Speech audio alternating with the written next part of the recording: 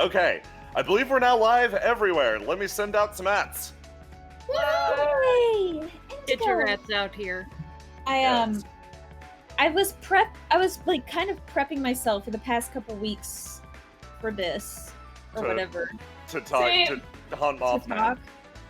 Yeah, and then yesterday the euphoria of Wilting Vows completely made me forget everything, and I'm completely blindsided pretty much. See, so. that's perfect, because I went into the Wilting Vows finale having lived out of my car for 3 days because my power went out, and I had a plan going into the finale, and it just vanished. Man, it's fine. Just play it like I do, and don't even plan anything. Just roll into it and just die, man. Yeah, pretty much. Right? I felt like you had me until that very last part. Yeah. Okay, sent out ats. Ooh, you are Time to post my mandatory arches. Excellent. Every stream I come into the chat and I either have her or buy her with my stream points and post arch. Have to bet my best friend. We've now got the clownch emote too, so feel free to deploy clownches. Oh shit. Shitty God, thank you so much. Thank you so fucking much. Now more people have access to clownch. So thank you. We are getting started slightly late tonight. It's fine. And you could probably tell. My voice is shit. I don't know why. I took good care of it this last week, but fuck. So I'm gonna get going ASAP. Let's play this session. And I'm acting all, I don't know, expedient about this, like I've got a plan or something. Honestly, this one's going to be, to a large extent, after this first scene, this Amy's choice. You get to do whatever the fuck. So no pressure or anything. Yeah, no pressure. It's cool. It could be, like, honestly, if we get a stream of an owl eating ice cream, I'm happy. But yeah, what you call it? I got a few things I want to do. Ooh, okay. So, let's start at the top. Introduce yourself, shill your Patreons, etc. Christian! Hello! I'm probably not going to be in this one, but regardless, if you have any interest in supporting me, I do the 13th God on the channel as well, which just concluded. I also put together a few other things, like the JoJo system. I'm working really hard on Wielding Vows. Go check that out on the Windrose Patreon as well. Yeah, if you want to go support me or any of the things I've do or done, then please go check by. I really do appreciate it. Excellent. J-Man requested to not be in this stream, so I will shill in his stead. J-Man would say... What? That, what? Huh? Hi, go and join the official Stabbyness Discord and donate to the Windows Everlasting Patreon. That's cool. Thanks, man. He's better at it. He's better at it than me. Roma, go. Hey, that impression was amazing. Hi, I'm Roma, and I draw art for Indigo, and today, actually, I uploaded a new icon that you guys might like of Noctua. And also, like Christian said, please check out the Windrose Patreon and watch Wilting Vows. Please do it. Please, it's really good, and we worked really hard on it. It's really good. Watch it, please. Anyway, check out my Patreon. Excellent. Siv! Hey, I'm Siv. I got a Patreon that you can check out. I sometimes put Indigo art in there, mostly just doodles, but every now and then there's the occasional secret character who's going to show up. But that's not what's important today. After much ruminating and hemming and hawing, I have decided to open up a very small amount of sketch commissions, and I am going to have that post on my Twitter once this part, my part, or probably just the whole session, is done tonight. About $40 to $50 Canadian is where it's starting out. We're just regular sketches. Nothing too important, nothing too special. But if you want some of that, go on over there when I post that link later. Go, do. Nothing too special about Civ art. Are you kidding me? Yeah, but like I don't want to spend hours rendering hair. Live your best life. Everyone, go support Civ. Jesus. Hey guys, I'm Jay. I'm here running this game today. Go check out the Windrose Patreon. Wilting Vows is up. It's going to be posted weekly on Thursdays. If you're concerned about that, like, damn, I don't want to miss that good content, etc., it'll eventually be public for everyone. It's just they get a little early. That's it. So you can watch it a little early. Like episodes 1 and 2 are up right now if you want to go see. That's it from me, Mask. Hi, I'm Wandering Mask. I do art sometimes. You can tip me money over at Ko-fi, where I draw dragons when I have time. Go check out the official Discord. Go check out the Windrose Patreon. Thank you so much for watching. And I'm Yam, and my mouth is full of pizza. Excellent. I think that works as... I think there's one more thing we should say, because I don't think anyone said it. For Ooh. Wilting Vows, Oh, be yes. careful if you don't like bugs. If you Yeah, have like problems with bugs or doctors, disease or yeah. doctors, be careful with that Frankly, one. the current world sitch. Just, be warned. Just figure that we should warn people, because bugs is a common one. As many times as physically possible, because it is a very enjoyable show. It's a lot. It's heavy. Yeah. Oh boy. I was muted the entire time for the YouTube. That's the first time they heard me, but that's fine. Gotcha. Okay. Afro, where did you come from? Without any further ado, let's get into it. So originally I'm like, man, I wanna do something for each of these characters, right? I want to roll into this, and I want to just let them do a little something. Last time we ran a little late, and the scene was fucking excellent. But I wanted to for sure give Amy and Selyf something to do, and then I saw Civ and Roma both making a suggestion of what they were gonna do, immediately following certain revelations from last session about a certain someone's living conditions. So I'm going to clarify that almost immediately. So normally this would begin with a hop forward in days. In fact, right now, at this exact moment, everyone is currently having an intense baking / meeting with a certain Yoshihara no Kazuya. However, those weren't the only characters wandering around the city. Cassius was talking to the various people at the Tide's Edge restaurant, and he got some information on Julius Tier. So, we're gonna follow up actually immediately after that. Literally, I walk out of the building. Yes. And get a text. Not literally, you walk out of the building, Cassius, and you start to walk a few paces, and you don't notice it, but somebody is actually tailing you. They take a few steps out of the building and click open a more elegant brick-like phone and begin to speak into it.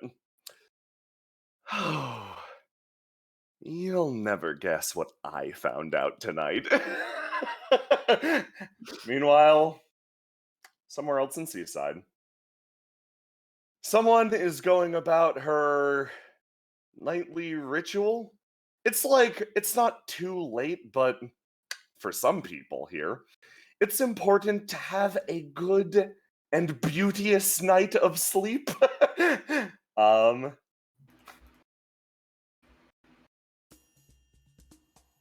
Bijoux. Yeah. You're in your giant, overly decorated princess bed, tucked in, piled high with all this frilly lace. You, frankly, like, if someone took a picture of this right now, due to the overall camera quality, they would assume that this was a stage photograph with a doll. Mask, you did an excellent job. Thank you. Oh my god, she's sitting there like, Mimir.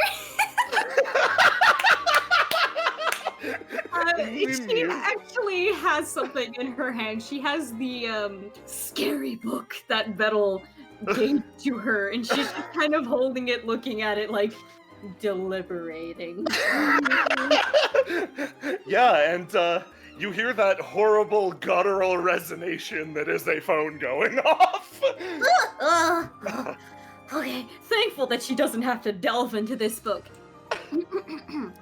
Hello? Oh my. You'll never guess what I overheard tonight. Uh-oh. Uh-oh. I don't like that. What? Bijoux, your contact runs you through the entirety of that Tide's Edge conversation, pausing on some of the most juicy details, delivering some very important information, but they get to a certain point. Oh, and you'll never guess this about Julius Tier. Apparently, he's living in a sewer. I'm sorry, what? He's living in a sewer right now. They hear some shuffling.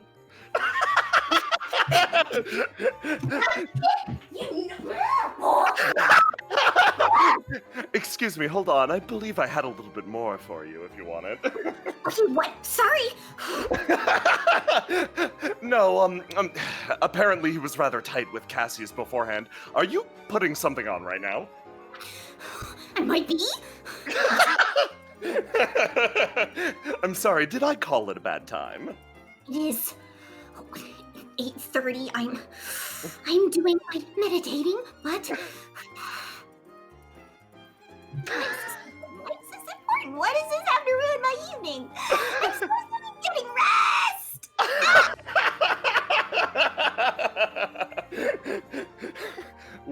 Well, do you require any assistance on this front?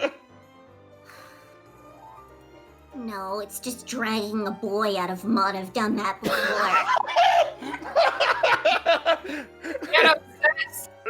You hear like a light like clicking of the person's tongue on the other end.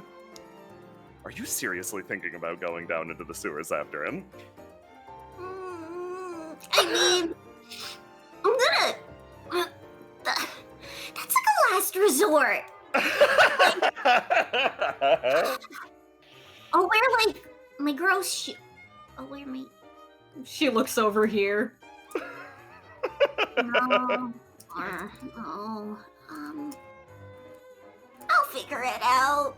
I won't be suffering alone. She starts looking through her contact book and points her finger down to Cassius.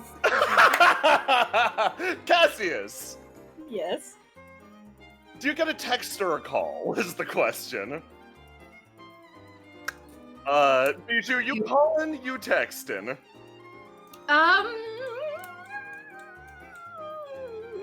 She will call him. Okay. This person looking at Cassius, they hang up their phone 2 seconds later. Cassius picks up his phone. Yeah, Hello? they make it. You watch their smile curl and they go and then walk away. She adequately thanks her wonderful friend for this awful information. Yeah, you Hello, got through. Cassius, hello. Yes, Bijoux? Hi. Where are you? I'm outside of the Tide restaurant right now. Oh, okay. In Seaside. Would you do me a favor and like stay there until I come and get you? Yes, is everything okay? Oh yes, I'm sure everything's gonna be just peachy. Don't worry about it. Alright. Maybe like 15, 20 minutes. Really, it depends on how quickly I can. I'll figure it out. Just stay tight. Alright. I'll probably find like a bench or something, maybe. Oh yes, of course. Don't just stand around. No bench. Okay. Well, yeah. Cassius, you quickly realize that there are no benches, and it would be awkward to go back inside the Tide restaurant. you probably spend some time pontificating on this, and He's just You- leaning up against a brick wall like a cool guy. Yeah, Yep. that's probably where he ends up. Like, and given enough time, the sun sort of starts to dip, and Bijoux catches up with you.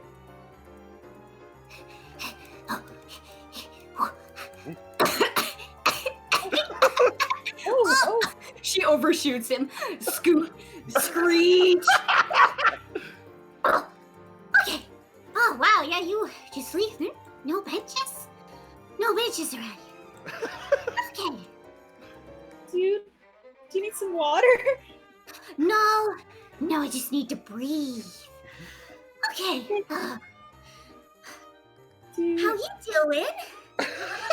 I'm doing fantastic, actually. Is everything okay with you? Yeah, no, I don't mean to be a bother, but I was unknowingly spying on you, so I know what you're gonna do. Oh. Wait. Were you like... She taps her nose. I have my secrets. I have my ways. I'm just wondering, because you obviously weren't here, so you couldn't have been invisible in the room, so I'm just a little bit curious, but I'll wait. So you know what's going on then? Yeah, I overheard. Or no, I didn't overhear, but I was told of, the goings on, the revelations. She is having a hard time catching herself. You seem to figure out that once Bijoux has settled down for the night, she doesn't like stirring up again. Oh, he feels bad. I mean, I'm sorry. it's not your fault. Yeah. So you're not wasting time. She points down at the lunch bag. What is even in that? What, like? Some dumplings for Oh. him. Yeah.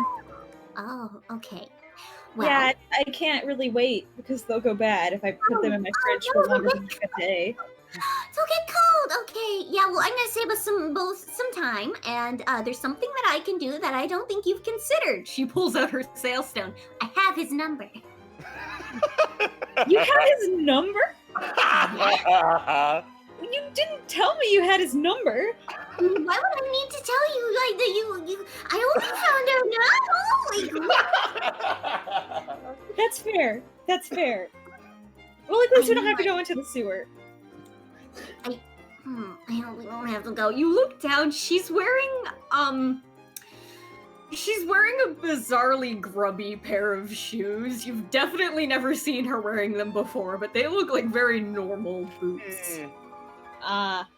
Cassius looks down at his shoes that he likes. That he Maybe I wears should every day. maybe I should have gone home and changed shoes. She just kind of looks at him. Well, you mean you could have just changed out? Yes. I'm gonna give him a call. You. I suppose it's better if I talk to him first than if you do, because if you do, Oh yeah, if he finds out I'm coming, he won't show up. oh man, you're all about all that stuff. Like I only got the paraphrase version, but that sounds crazy. I was told, quote, he really hated you. He hated you so much, quote. Oh, He And went to really another country to learn how to sword fight so he could beat me up. So She kind of gets like this like distant look in her eyes, like as he was saying that, she was hoping that it was like a man, I fucking hate you, instead of I hate you. It's like, oh, maybe this isn't a good. okay, I'm just gonna. Boop, boop, boop, boop, boop. You let the phone ring a few times, and it appears to be out of reception. Now, Yeah, she's nodding her head the longer and longer she knew this would happen. yeah, you know that this can be caused by a few things, particularly tall buildings, lots of other people having phones around, being in the sewer. Oh. well, at least we know he's there. Hopefully, All not that right. he can hide. Well, he's got to make this hard on us. Of course he does. Okay. How do I get into the sewer? How do we we get into? Would I know how to get into the sewer, Jay? You. Or would I need to think- make a phone call? I Open think. a manhole, guys. Come on. I honestly think. Yes. 2 upstanding members of the community in front of Seaside are just gonna clonk. In an Well, alley. the thing is, Come I on. think Cassius might have been down there previously with like Garm or somebody. So here's the thing. The sewer. If we're talking about the sewer, there honestly isn't much to talk about in the seaside section of town. It is all of this tight pipe work that is actually the product of some pretty intense civil construction. The sewers are very manageable. They don't quite have the same character. If you're talking about the sewers, you're talking about Old Town. And Bijoux, you sure do know the canals around Old Town extremely well. And you know how they connect up to the sewers. So, what I'm gonna do for you guys right now is I am going to give you a few entry points to the sewers, and I want you to pick one. Okay. So, let me grab you some tears. Let me pick which of the 3 you believe is the stinky boy. One right there. Which one smells the worst? The rest Yep. are decoys. There you go. Okay. I want this one. You want that one next to Shrine Street. No. Because if we go to this one, I can change my shoes. Does that seem in character for Tyr? But would Tyr seriously be hanging out that close to his old house, which is right here? That's fair. He hates Cassius. He hates Cassius. He hates me. Honestly, I feel like it's this one. I feel like it's that one too for some reason. I feel Here's like why. This is the haunted district. it is. But then again, he might be savvy enough to want to keep an eye on the seaside factions. But let's just say a ghost is a ghost, and let's go with I the really particular think it's one. this one. But hey, that means that because we're like over here, right? Yeah. Yeah, you're up there right now. Let me grab you guys. You can swap by. I Get can your- swap by and change my Okay. shoes. I'll say, and grab my stuff. Bijoux, you are the one who basically goes, okay, I know these canals. I know a place that might work as a little secret hideaway. I might know the place that I could scurry off to if I ever get in trouble. Mhm.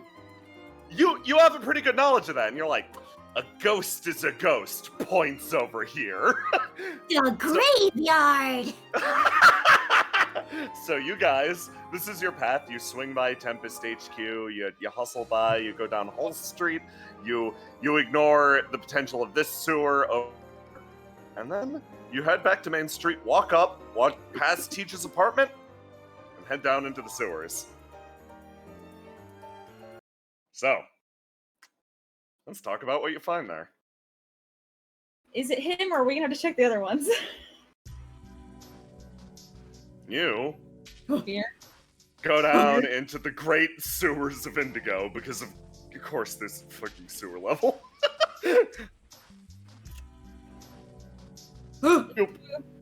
You walk under a bridge that directly runs into the 13th Ward, the Raojin district. This area sort of moves past the graveyard. Yeah, no, good guess. And you crawl down into it and so I should clarify what's going on with the water here. This is not like open sewage getting dumped out. No. No. This is another path for basically one of the underground channels to go. These paths are actually built to sort of relieve, to a certain degree, the various locks and channels around the city, and they're also very useful for smugglers. Yeah.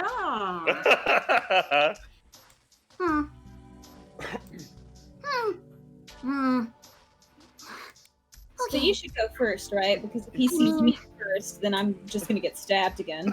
Yeah, okay, I kinda... Oh, it's dark down here. Okay. Maybe I should have put like a book under my shirt. Cassian pulls a book out of his bag, or out of his jacket, and starts, like, putting it under his shirt and then butting his shirt over it. She turns around and, like, baps him on the chest. I'm not gonna let him stab you again. Come on. Okay. Could we stop him? Really? I hope so. Oh, Bijoux! You see her confidence is wilting because of the environment, not because of the situation. She's kind of looking around and like looking up at where they came from and trying to see if any of this is familiar to her in regards to, has she heard of any of this before with what you had just said? Ooh, okay, very interesting. Okay, so, in this case, I'm going to, considering your background, yes, actually. These areas are no longer run by anyone that you know, because specifically the 13th Ward has extended its influence a little bit, but these are bona fide smugglers' tunnels, and yeah, this up here connects up into the 13th Ward proper. Actually, one of their buildings, sort of like a guard post. It's an easy way to slip in and out of the sewerway. You don't know if it's currently being operated or anything, but yeah, no, that's familiar to you. You've explored this place before. You know, also, there is a safe house down this direction. I mean, he was in Rajiv for a while. Maybe he likes hanging out around here because of the 13th Ward? Oh, yeah, that makes sense. Maybe he has some secret connections. Okay, We could just call out for him. yeah, we could do that.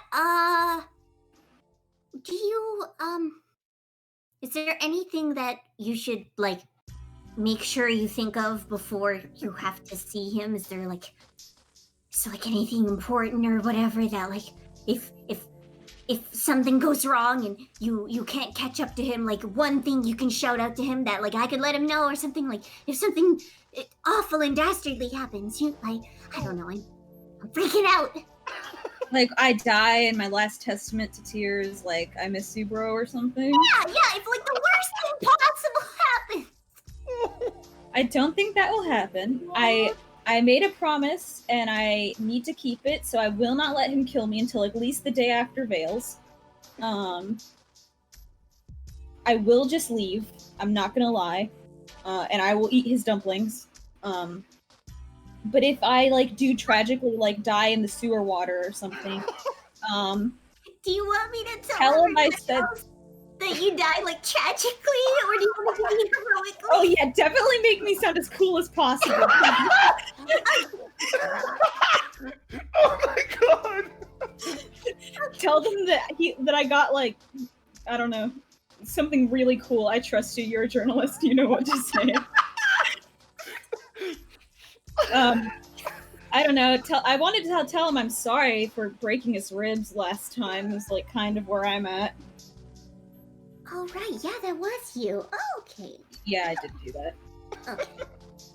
All right, that makes sense. Also, you'll have like, to tell me- come home. You'll have to tell me about Veils later. That sounds interesting. Yeah, I'm excited. This is my first time going to Veils with someone. Ooh, okay, we can talk about that later. Oh, okay. Okay. All right, can you do me a favor and, like, grab onto, like, my shirt or something? Don't let me fall in the water or something. I'm like, you know. Okay, he'll, like, grab onto the back, like, your shoulders, like you guys are, like, now Congo line walking. Yeah, you know what? I imagine she's probably got like a long ribbon in the back of her coat or something. You could probably just hold on to that. He's holding onto it like it's Like a baby child. leaf. Or it's like the two ribbons from, like, a bow, and he's holding onto it like a fucking bicycle. Cryptid hunters, you're finding Mothman in the sewers. Okay, well, it's evening now, so knowing him, or not really knowing him, what do you think he's doing right up? Would he even be down here at this time of day? Well, I mean, we tried to call him and it didn't pick Yeah, up, okay. so the most plausible one is It was either because we were in Seaside or because he was in the sewers. Could we try and call him? Would it connect now that Well, no, we wouldn't get any connection down here, like, since we're... Yeah. Okay. Okay, let me think. Do I have any... I don't just want to call out to him because there's some shady types down here, if you know what I mean. And like, I know you're like an official kind of person or whatever, but they don't care about that. They see important people and they go, "Hey, that's not my problem," and they shoot you. So. Oh, well, okay. Maybe I wanted to come down here. The other reason I wanted to come down here is because they are going to be doing sewer renovations in like 2 days, and I would hate for him to get like caught in like a landslide. God, he's like a fucking wild animal on like camera footage in the middle of the night and watching like glowing eyes. And a moth on the lamp. Footage. A homeowner chasing him out of his garbage cans. Found footage of tears. Cassius also definitely has like a flashlight, because I don't know if there's a light down here. He definitely has one. He's like, should I like turn this off? Will that like tell them that we're coming? It's like a secret word that we could shout that will make them not shoot us. Oh, you could just say like sewer maintenance or something. Yeah. Okay. Something you do. Yeah. Oh, okay. All right. Well, okay. I'm gonna call out to him. Are you ready? Yeah. I don't want to be told I kind of like bats or something. Yeah, don't worry, I got you. If something like shows up and does something, I'll ward it away. And he kind of like crouches a little bit to like he's way taller than her, so he can't like hide behind her. But he's trying to kind of make it so that like if Tyr comes around the corner, Cassius won't be the first thing he sees. It'll be Bijoux. Hello. That rings out a few times through the darkness, and yeah, you have never felt more keenly the presence of the dying sun on your backs. Like, if you turned around and ran, you could make it to sunlight nice and easy, but here, the shadow just congeals into this inky black abyss, and you shine your flashlight into it, and it skitters across the ground, and you slowly lift it up as you start to see a form appear. Almost, God, looks almost like a curtain suspended in the air with this almost opalescent sheen across it, and then you fixate on the eyes, and they look back at you. Oh, hello. He awkwardly waves. Bijoux, what are you doing down here? Wow, that was easy. He looks back. I thought this was a safe hiding place. Cassius whispers into Bijou's ear. Should I say that I'm here? Like, what do I do? She kind of stands up tall but uselessly. Yes. She's trying not to laugh because it's absurd just seeing this Ghibli spirit of a man ooze his way out the corner. A little birdie told me that you have been living in the sewer. He stops. He's looking at you. His own eyes are actually refocusing against the light. You are set up in such a way that Cassius is literally hidden by the glare. He's like holding a hand up to his eyes. Why don't you come in further? We'll bother the people upstairs. Oh, what do I do? What do I do? Okay. Okay. Oh, he doesn't know I'm here. Is it okay? Hold on. Should I just go and like be like, oh hey, by the way, and then like you can walk in after, or you just want to walk in behind me? What I'll do is I'll wait outside, and then you go, by the way, I brought my friend, and then I'll walk in. Oh my gosh, you're so smart. You're so smart. That's like the most casual way to do it. Okay. All right. Okay. I'll be right back. She feels the ribbons go slap. She just kind of shudders. I'll be a distance behind you, but I won't like leave you alone.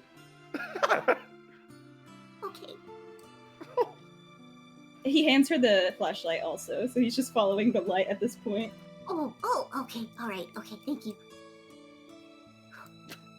Is he living in the sewers? He just walked out like it was his back porch. I know, dude, I know. You come inside, and he's like, you see him walking ahead of you, and he picks up off the wall an honest to God iron lantern and lifts it above his head. Okay, I'm afraid it's not the best place in the city, but please come in. Bijoux is like her head is doing, her brain is doing like somersaults, trying to understand how this literal fictional character of a man is existing like this, and how she has stepped into this story that he thinks. Okay, well, I'm not gonna lie and say nice place you got here, because it's a sewer. You take a look at. I appreciate the warm welcome. You take a look around. The place is lit up almost immediately. And the first thing that you notice is adorning all of the walls, rolls and spools of fabric. Just piles and mountains and too much fabric, almost like it looks like wallpaper. He kind of motions around. This is more of a storeroom than the place I'm living, but it does. It do.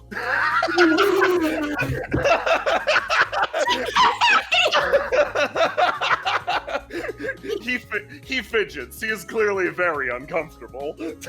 I'm so sorry, bro. I'm about to ruin your night.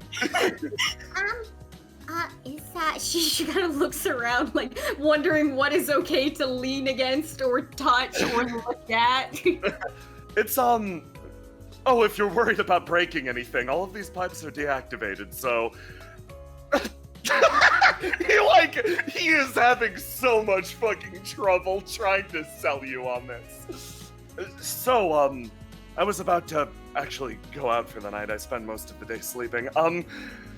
What can I help you with? She's trying not to laugh at the absurdity of all of this, and she can tell that he is like embarrassed and like there's probably a little bit of shame there because he doesn't know what the fuck is happening or how he got here. Okay, all right, well, I'll be straight with you. I'll be frank with you. So, you know how I mentioned that I'm like an investigator / reporter and I make it my business to know other people's business? Yes. Yeah, okay, well, I didn't get to ask you too many questions after the ice cream session because you ran off, but I ended up finding out some stuff about you, and I will just say that honestly. And one thing that I found out was that you were living, apparently, quote unquote, according to that, the man who gave you the mask the other day, that you were living down here. And I don't care what kind of a person you are or were or think you are, I don't think you deserve to live down here. So, His face shifts into a scowl for like a half a second. Oh, he said that, did he? Okay. That's fine. he almost seems upset with that. Vaughn is, frustrating, occasionally. If he says I'm living down in a sewer, he looks around. I suppose the rest of the tide similarly believes I'm living in a sewer. He, like, a lot of it's turning over in his head. You see a look of a guy who probably had a lot of pride and is probably slightly crushed by the idea of all of the tide pointing and laughing at the idea of Julius Tier living in a sewer. He grinds his teeth audibly. She notices that. She notices that because the one thing Bijoux is very, very keen on noticing in herself and in other people is their sense of pride and their sense of self-importance. So noticing that, she pipes up. Okay, I can see how that might have come across a certain way. From what I know, it was more of a case of concern. So, this next part, I brought you a bit of a housewarming gift, maybe. You know what? Okay. It's a good surprise, actually. This is how worried they were about you. Here, sit down. Close your eyes. He sits down. He closes his eyes. I have to go get it. You turn around, you see Cassie's making a face like, what the fuck did you just introduce me as a housewarming? Just get in there. Tyr hears the sounds of Force footsteps walking into the room. Cassius. So, you're definitely not gonna expect this, but, surprise! His eyes slowly crack open. These great goddamn lamps reflecting the goddamn lantern light around him. And you see probably 3 emotions race across his face incredibly rapidly. First of all is shock. His eyes widen. And then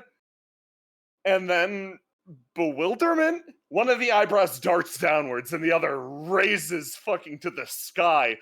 A feat considering how fucking big his eyebrows are. And then the last is his entire face screws up as if he looked at something just repugnant, as if he looked at the sewer water over there. That's weird. See. Cassius. Tyr. He stands up. He stands up very quickly. And he takes a step towards you. Do you guys do anything? Cassius bows. He sees you duck down, and he I'm sorry for almost stabbing! I'm sorry for crushing your ribs the other day! he sees you duck, and you feel a hand touch down on the back of your on the back of your coat in a fucking second. You feel a grab and a wrench as someone forcibly rips the cloak off of you, rips that coat off of you.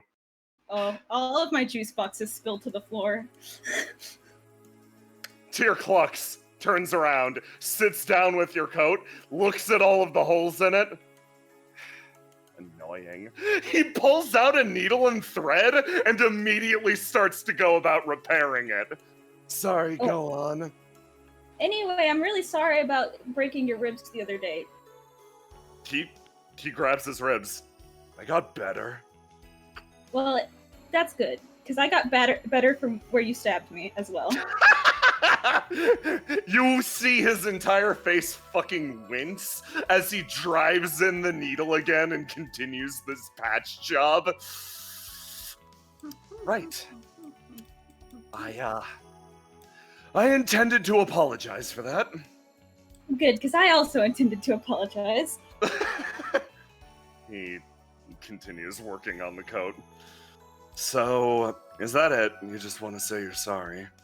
Well, no, I'm also here to deliver something. You'll find it in the coat of my jacket. He flicks through your pockets, and then what does he find? A brown bag that has his name written on it. He lifts it up. He looks at it. Damn it. Thank you. The Finn misses you and wanted to make sure you were eating. Yeah. Thanks. I miss the tides cooking. they miss you a lot. Like, a lot. Even Karsh. He continues sewing, almost single-mindedly. He tries to, like, you say those words, but it's almost like he's doing his best to divert them. And with almost renewed energy, he begins stabbing that needle in again and again and again. And progress picks up, certainly. You feel like you make no progress with Tyr. Can I use red string on him? I don't remember how much damage I had because this is a new token. Yeah, no, I'd say you're refreshed, you're rested. I'm rested. I'd talk to my buddies, my bros. I'm Yeah. about to fucking destroy myself and Tyr, so Yeah. fine. Give me a red string of fate roll. I'm about to fucking die, dude. Y'all right. So, Great! Cassius, Just take 4 damage, first of all. good 21 HP. You focus in on Tyr and you watch as he dives that needle in and again, and yeah, no, you start to try to find the strings that bind to Tyr instead. Your mind darts out and tries to connect him to all the various places in this city. And as they do, you see an almost aura around him that is like steel wool. It is like a living blot of static. And as you try to drive those red strings through it, they all simply snap. Roll to die for me again. Oh, this is unacceptable. Cassius, you take 1 additional damage as you get the taste of hot iron in your mouth. It's so weird. Just taking 1 look at Tyr, he doesn't seem to notice whatever the hell you're doing, but as you try to parse him and parse what's going on with him, it's like your brain is overwhelmed all at once. It's like all of the connections he has are just jumbled up into this awful ball of yarn, and by exposing your mind to it, you are similarly cut. You physically recoil from that. That sucked. Oh my god, dude. Bijou says that out loud. Bijou is kind of hunched down, like looking at his sewingmanship, but then sees Cassius bugging out and like gets up to go over to him. Oh, So, no, I'm fine. It's not me that we should be worrying about, I guess. Cassius is looking pointedly at Tyr. He looks up. Look. I get it. The Tide's worried about me. If I had to guess, you might be worried about me. Yes. That's fine. Leave it there. Don't get me any more invested, okay? Too late. His eyes kind of narrow a little bit. Looks over at Bijoux. This is why I can't stand this one.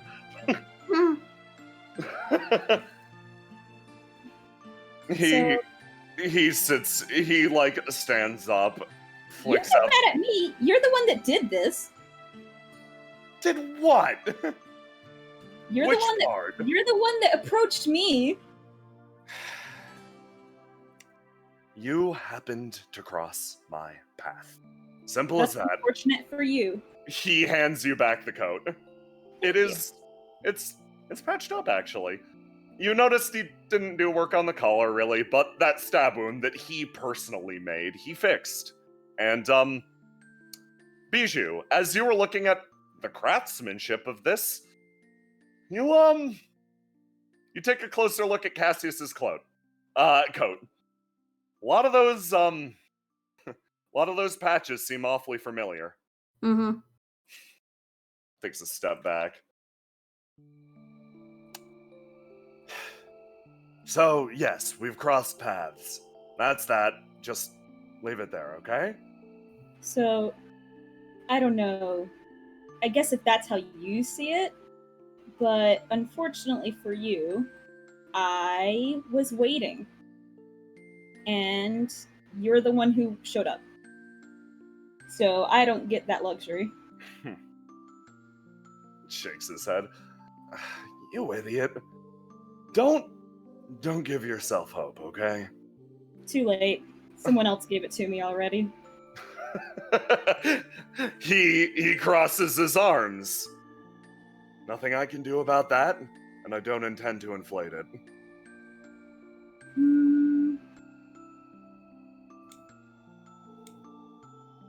Leave. Walk away. We didn't meet down here. Makes everything easier. Oh, so that's it? Mulling some stuff over in his mind. Yeah, he seems genuinely taken aback by Bijou's outburst. That's it then.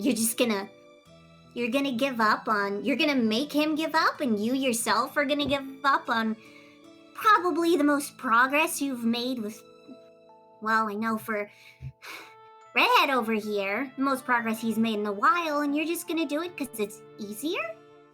Is it easier for you? Is it easier for him? Or is it just easier because you don't have to try? Not at all. Good job, Bijou. His expression gets difficult for a second. I haven't given up. No. I've still got hope.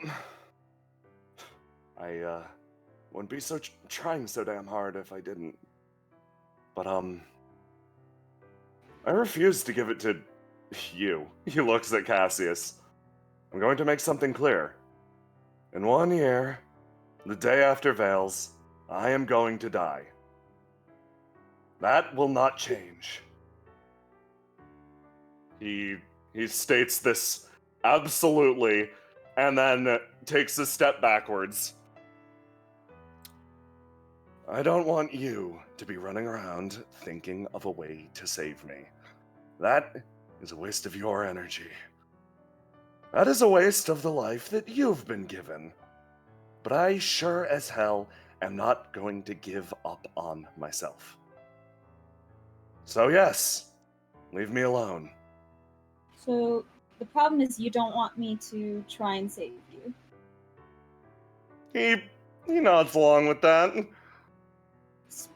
So would it be okay if I just used the time I had to get to know you? His face screws up again. No! Damn it. I did say that. They told me you hated me. He looks down and you notice his hands actually futzing with the sword at his side. I've already gone through the process of losing everything that I had.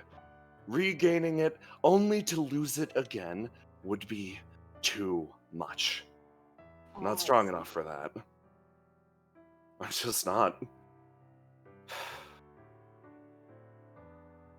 When you put it like that, it actually makes a lot more sense. The corner of his mouth twitches, and he looks over at Bijoux. That's why, I suppose gaining something new has been nice. Don't know what it's like to lose, you quite yet. Well, other people do, so let's hope that... I don't know. I don't know what to hope for now. Hopefully not for me. He offers a kind of relaxed pose. Look, I'm not going to just keel over dead. I'm going to fight as hard as I can, but I can't stand the idea of people fighting for me. Can I ask why? His mouth twitches again. I'm part of this thing now, unfortunately. I don't get a choice anymore. What's happening in this city, the phantasms, all of it, is partially my doing, and I have to see it out to the end. And unfortunately, the story doesn't end with a role for Julius Tier in it. No. No. No. Cassius Have you ever shakes her read a head. book?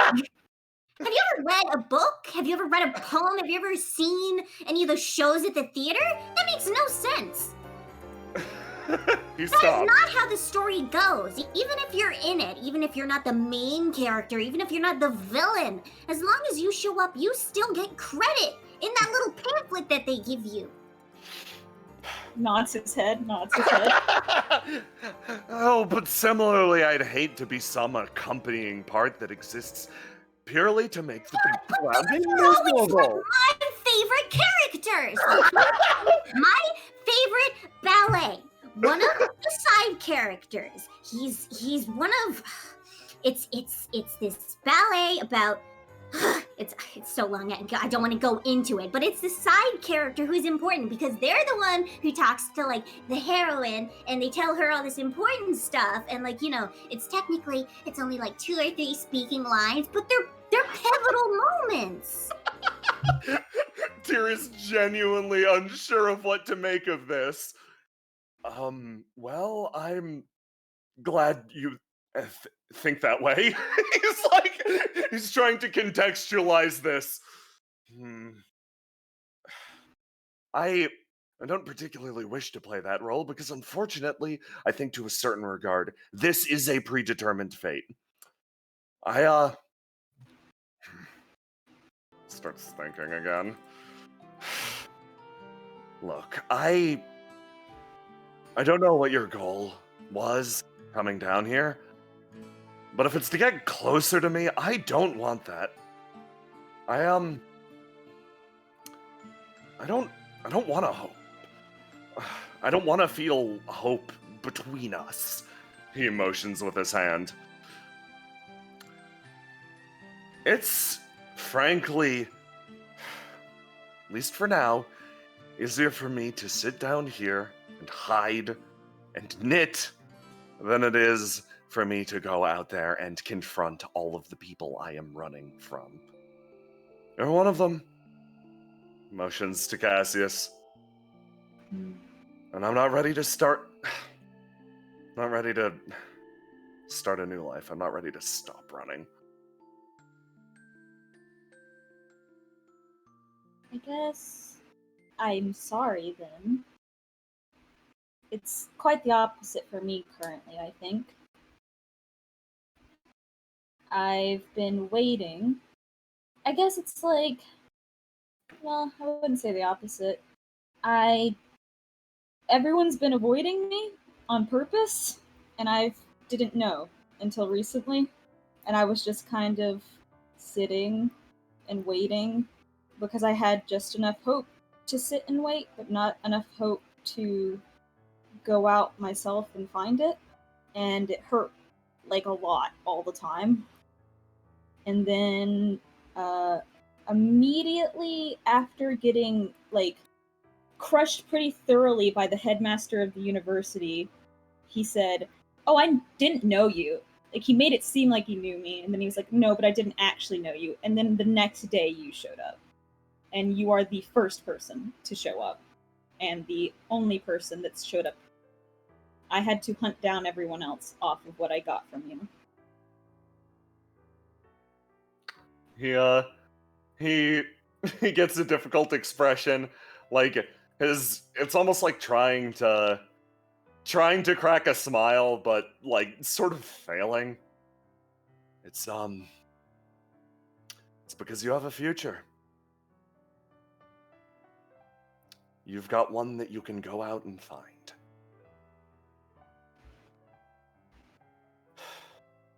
It's a lot harder to go out and find things when you're being ignored, though. Being able to see somebody right here in front of us who is trying to be ignored, despite everybody looking for them, or missing them, that's a pretty big slap in the face to the people who have been forgotten and pushed aside. He thinks about that. And they're one of the biggest reasons I'm doing this. So when you say this is your fault, what do you mean? I don't totally know what happened. I know that we did something. He goes through the same gesture he did before with you, Bijoux, of like unclasping his collar and actually showing a lot of like he basically shows his collarbone, which after a certain point is just it's the strange color of his hair almost, but turned up a significantly more vibrant. Then he reclasps it. That night, the empty night. We God, this is so hard. Sorry. We tried. He's visibly sweating. There is a line that I cannot cross. Like If a line I you can't think about? No, I'm allowed to think about it, and I am allowed to scream as loudly as I can. In here, he pokes the side of his head, about how much I want to tell you. But if I cross that line, this body gives out. I cease to be that second. I don't even get my 1 year. It all ends. So regardless, the contract ends in a year to begin with. So I have a little time to try to change things on my end. But no, there's a line that is stopping me. That is stopping me from doing exactly what I want to do, and it all has to do with the mistake I made that night. Cassius, I can't tell you what we did. I can't tell you how badly I messed up, and how badly I regret it every waking moment. But, if you want to carry on some of my hope, you figure it out. You're a detective. Detective, yeah. He turns over and looks at you, Bijoux. You're dedicated to discovering the truth, right? That was my first question, is you're not allowed to say it, but that doesn't prevent us from getting it out of your head. Yeah, if we ask questions, could you, like, nod? He actually gets a pretty scare. Like, for the first time, you actually see a look of fear lance through Yeah, his, Bijoux kind of. I don't know if we should play around with that. I genuinely don't know the answer to that. I don't know. I wouldn't want to do something that would kill you instantly. That'd be pretty bad. I haven't pressed it. This body of mine is closer to a phantasm than it is to a person. I'm missing. He pats himself down. Majority of my organs from here to here. He traces a pattern across his body. If any of those fail, I'll know why. It's because I crossed that line. So he thinks about it for a second. And yeah. He almost resolves himself something. So, I guess I can, if you want to carry a little bit of my hope, find them, okay? Okay. Find the others that disappeared with us that night. I can't save them anymore. They've gone to a place I can't reach. He almost doubles over as if in pain. Are you okay? What's going on? Raises a hand. You've been given a new shot at life, so use that to its fullest potential. Don't make the same mistake I did, okay? I won't make any promises, because I don't know what that is. He lets out almost a low guttural growl as you make physical contact with him. and a question for you, Cassius. Yeah. Who do you value more, yourself or the city? The city. Typical. He seems so fucking annoyed at that. I know that's not the answer you want. That's the answer. Well, Bijoux, Huh? What? please. Given a choice between your own life and the life of, I don't know, doesn't even need to be the entire city. If you could save Indigo as it is by giving your own life, would you do it? You know, I'm thinking the same thing as him. Because if I'm not around to enjoy it, then, like, what's the point? he like, sort of grips the bridge of his nose, shakes his head.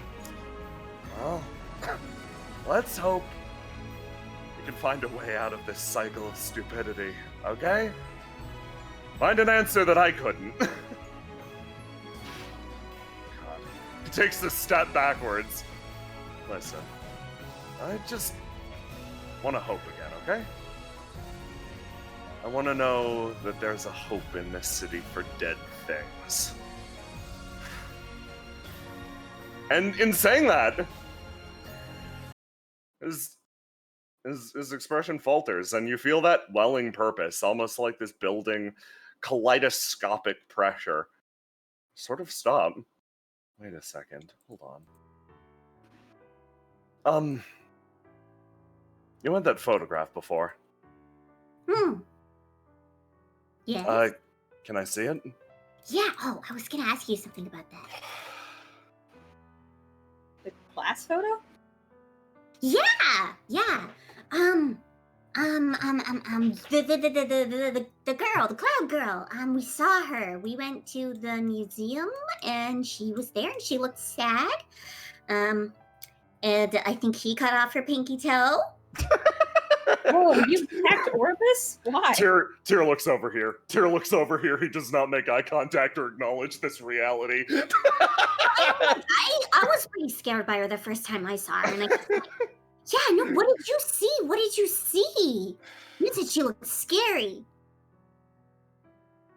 Yeah, I thought Yeah. Orbis was kind of cute. Yeah, like I was scared at first, but she was like, fluffy. Yeah. He sort of like pats himself again. I saw something dead. Or something dying. I reacted instinctually because I saw something. I didn't intend to confront something like myself. I was surprised. He looks back down at the photograph. This has been weighing on my mind a lot, actually. Seeing that creature Oribus. Seeing her so close to Teach, actually. You can tell he's fucking greatly concerned about that. I don't get a choice to a certain degree in what I do. I don't. What I am is a being that acts on impulse, so sometimes I make mistakes. Sometimes I, lash out because, feelings, emotions, they lance through me and I can't control my body. It reacts for me. So, once again, Cassius, I am sorry for that. It's okay. I hit you first. I'm sorry. And I have been fighting every impulse in my body to go and hunt down this creature. And, if I was going to treat it like I would treat myself, put her out of her misery. Ooh. I would advise against that. I don't think that's your choice to make. I don't think it's my choice to make either. He has a genuinely pained expression on his face. You can see that Tyr's struggling a lot with this. He's struggling a lot. You don't like her being near Teach?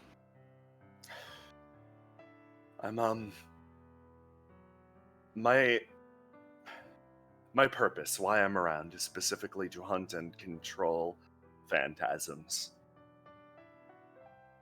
I have to act on that impulse. I don't get much of a choice. So, Orbis here, I believe, is called a Legant? Legend. It's like a creature. Teach knows a lot about them. She's the one that told us about them, what they are.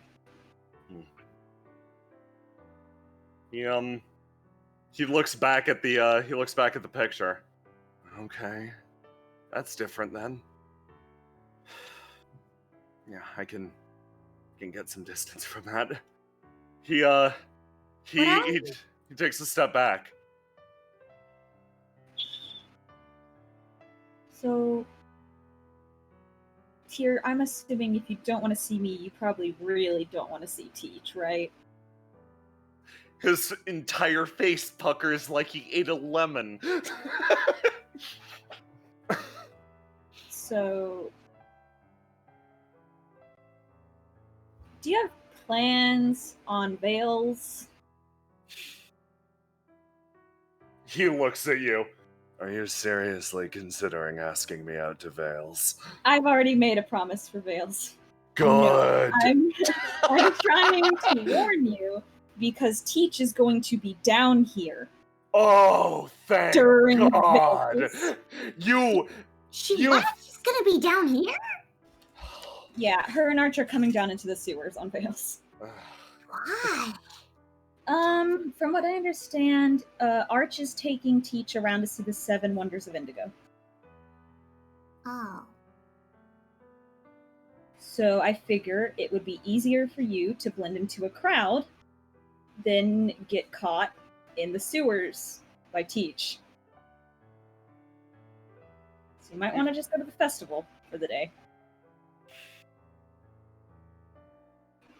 I'll think about it. He Might make you seems better. worn down by the conversation. Going in, it was all no's and fuck off and leave. A certain amount of reticence. He looks back at Bijoux. Could I borrow that photograph again for a second? Yeah, sure, I have copies. He takes it. And, Cassius, you look at him, and his eyes seem to focus in on it for a second. And Cassius, Tyr's gonna roll to die really quick. Oh my God! Tyr is gonna take 3 damage right now. You look as... Yeah, no, Cassius, you see this clear as day. From the photograph, it's almost like a drop of water begins to form and pool on its surface. It slides its way down, and then it hits the ground, and all along it seems to arc out, almost like circuitry. Individual little lines of silver, almost mercury, that dart along the ground. And yes, 2 lines connect directly to you. Tyr. Oh. He looks over. Yes. What is that?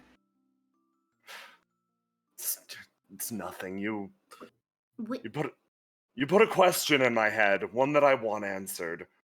what is that? I'm not gonna lie, I'm a little bit mad. He's like, he thinks back on the entire conversation. About what? Which part? The part that was not part of the conversation. So, you just tied a link to me, but I can't tie a link to you. This is bullshit. You look down, Cassius. the line runs to you, and it stops fucking dead. He looks down at the line, then looks up at you. Well... He laughs at you! He laughs in your fucking face! Cassius is like pouting, like he's just angry. That is the first time you've seen this man laugh, and it was a mean one. This is bullshit. Let me see your sword. What? Why? Hand it over. Yeah, I'll sure, give it back, fine. I promise. He's already handed it over to you. Okay, I look at Bijoux, and I'm going to use Registering of Fate on Bijoux. Okay. Bijoux thinks he's about to fight and does not. He's like mad at Cassius because Cassius is like, I hope he doesn't stab me again. What are you doing? Take 3 damage. Is there any kind of string between me and Bijoux? Yeah, of course. Okay, I'm gonna tie that shit around Tyr's fucking sword! You know what? No, Bijoux, you tell me. Tell me if there is the string connecting the two of you. Oh, yeah, there's a new one. Okay. Excellent. So, there is a string connecting the two of you, absolutely. You, It seems like it's a string that's thicker on Bijou's end than what it is on Cassius's, though. Ooh. That's weird. Okay. He's going to tie that around Tyr's sword. Yeah. And then he's gonna be like, "Can I see your hand?" He holds out his hand like, what's your deal, dude? Cassius is gonna tie that shit around his fucking fingers, bitch! You, as it approaches Tyr, that same aura of static bullshit shreds it immediately. Damn it. Okay. Why don't you just call me like a normal person? You didn't give me your number! And And yeah, you live no, in the I tried to sewers. call you. I did. There was no answer. I thought that you were just giving us the cold shoulder. Do I not get reception down here? No, you don't get receptions in the sewers.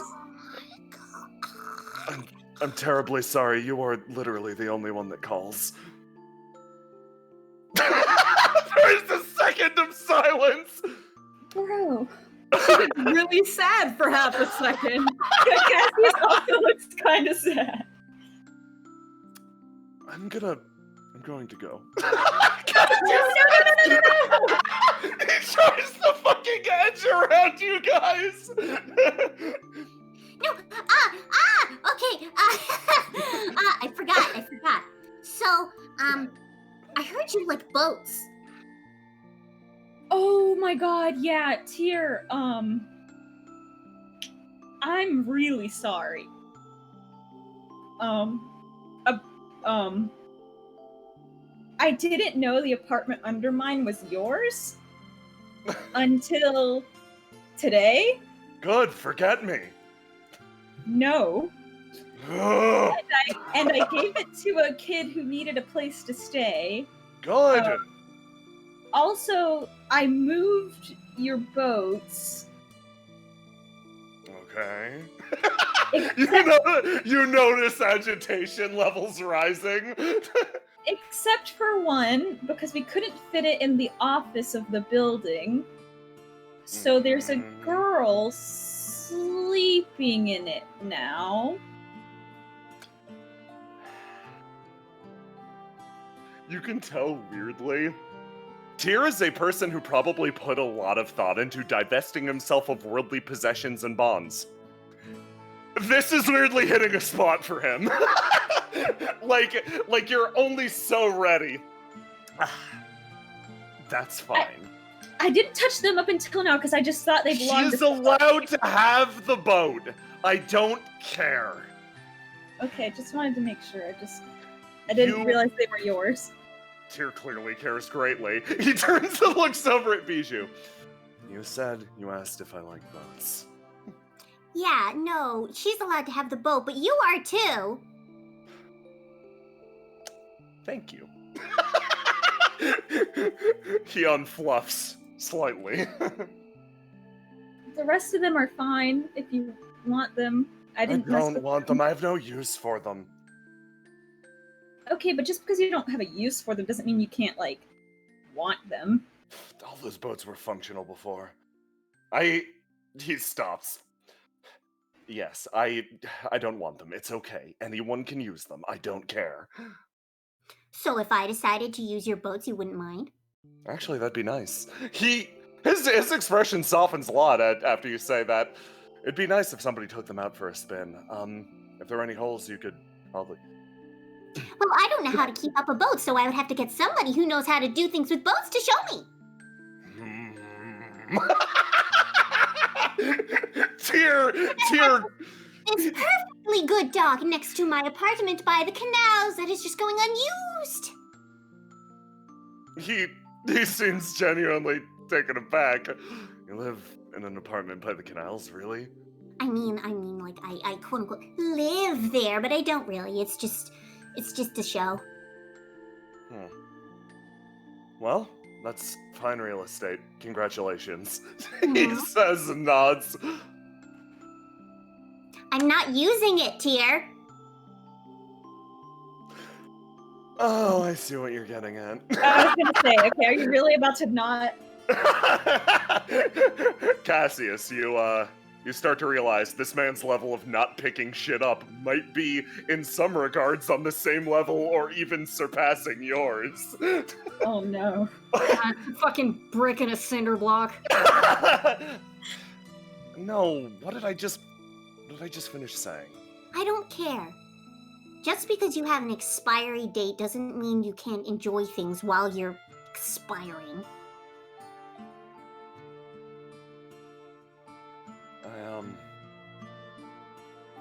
He doesn't know how to respond to that. Honestly, I feel like having a withdraws. date In on that it, regard, we all do. I'm Yeah, gonna like having die a- someday. having like a specific date you know what's gonna happen just gives you a time limit to know all the cool shit you can do before then, I guess. Yeah, exactly.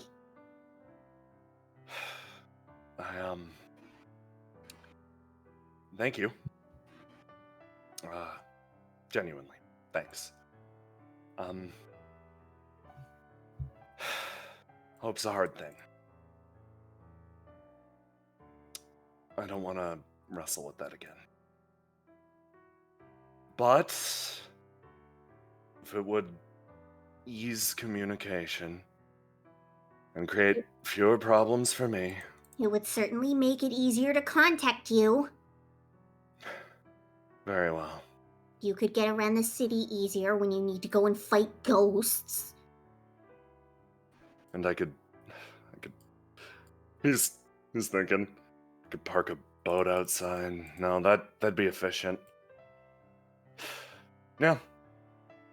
I will accept your generosity. Thank you. Good. Cassie's is like, fuck yeah. He takes it and he seems happy, but like, God, part of him is it's like he's picking up something that's burning hot as he takes it. Mm-hmm. Puts it away. Okay. Now I'm actually going to go. He starts to nudge past. If you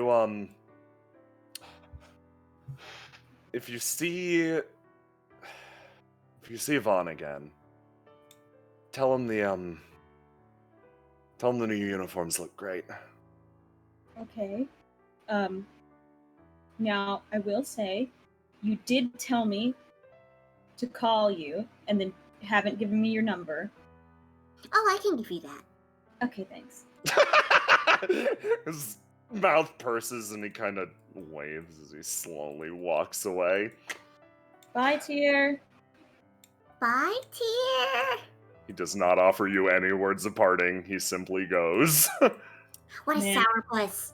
Yeah, I had a lot of things I wanted to say, but I feel like he would have absolutely destroyed me. No, I think he would have. How do you tell a guy who says, I don't want to know you or have hope from you, that you missed him?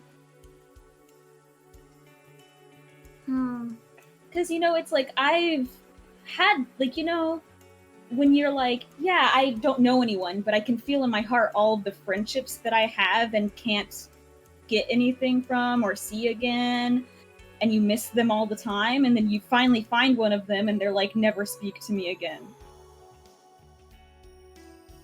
Can't say I know it exactly, but I get the sentiment. And I'm like, I feel like if I had said I missed him, he would have stabbed me. Oh, you know what? Here.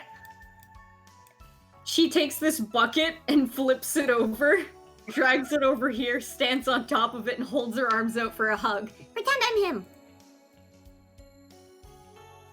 I'll give you a hug, but it's a little weird to pretend I'm hugging him while I'm hugging you, and he'll hug her. You see, honestly, behind Bijoux, Bijoux says, yeah, pretend I'm him, and for a split second you see it. Like, maybe it's the similarity in, like, look, and, like, the opalescence of their complexion. But yeah, for a second you see Tyr's haunting visage behind Bijoux, and he looks fucking mad. Too bad he's getting this hug anyway. Metaphorical hug anyway, bitch. Cassius is like, I'm not gonna push it because he's like obviously upset, but God, I want to fucking push it so bad. Okay. Also, there's like no way in hell that I'm gonna let him die, by the way. Like, I wasn't gonna say it, but there's like no fucking way. She kind of looks like super just barren and glassy-eyed for like 0.2 seconds. And then looks right up at you. I will cry so much. I know, that's such an awful thing. I cannot believe he actually told us that. Yeah, what kind of person just, oh, I'm gonna die, there's nothing you can do about it. Like, what are you You obviously care about me, so here, I'm gonna die, and I'm not gonna let you do anything about it. No, bitch.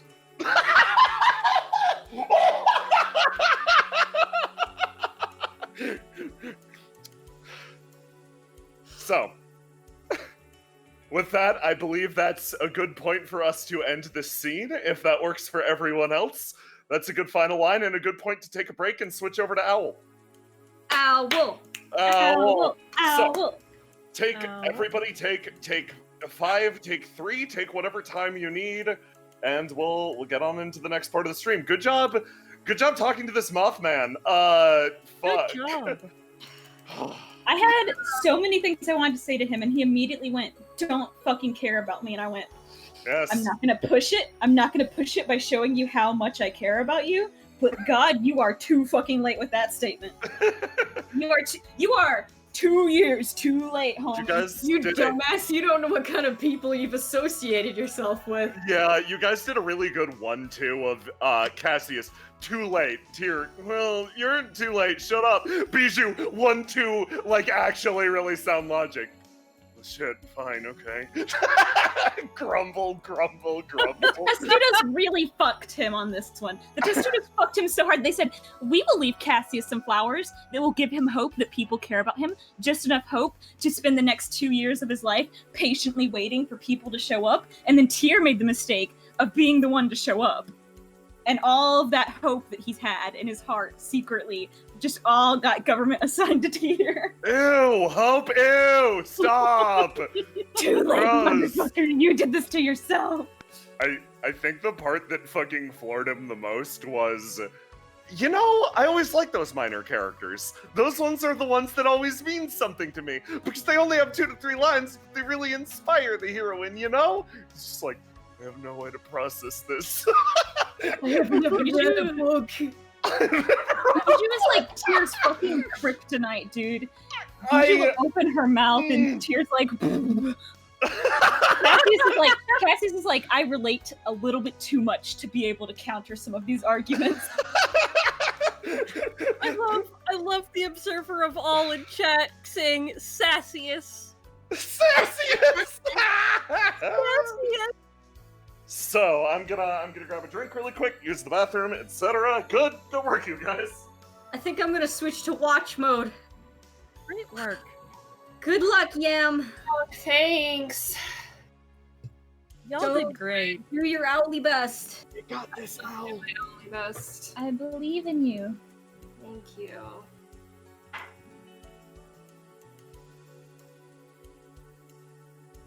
How's it going, chat?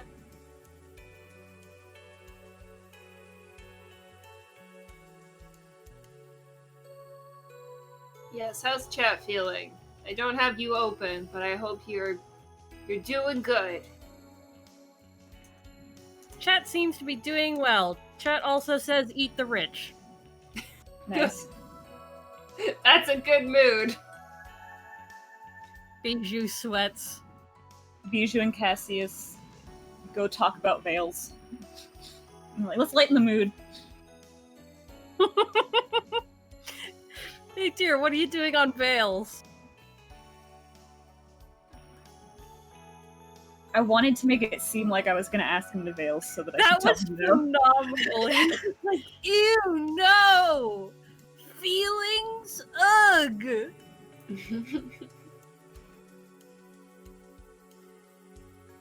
Bijoux doesn't have a date to veils, does she? Or does she? No, she's working. It's working. Cassius isn't working. I'm excited. I'm so excited for Veils gamers. Cassius is just like he's so excited. In character, he's excited. He talks to everyone about it. Every scene it gets brought up, he's like, yeah, I get to go this year. I'm excited. He's so excited! He gets to go with someone! Selyf has He is no valid. opinion on veils. I'm back. Yet anyway, welcome back. Oh boy. Welcome back. that So that was fun. was fun. Because I have to de-stress. I was getting so fucking mad. Fucking. Oh, yeah, no, I gotta unmute for half a second just to say I'm gonna kick his fucking teeth in. He keeps this shit up. You should have threatened his boats. I was just saying. That would have got him out of the fucking sewer in 3 seconds. Tyr, we're gonna set your boats on fire. They're already on fire, dude. Sorry. Go put them out, dude. We got a kid in your apartment and he's cold all the time, so we need firewood. Oh my god. Fucking Sassiest. Tyr walks away with the fucking keys to an apartment, just like, what just happened? It's a drive-by apartment gift. What was that?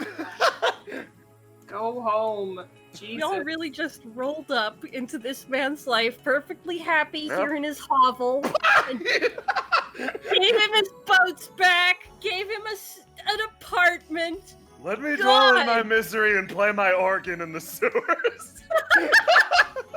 No, you son of a bitch.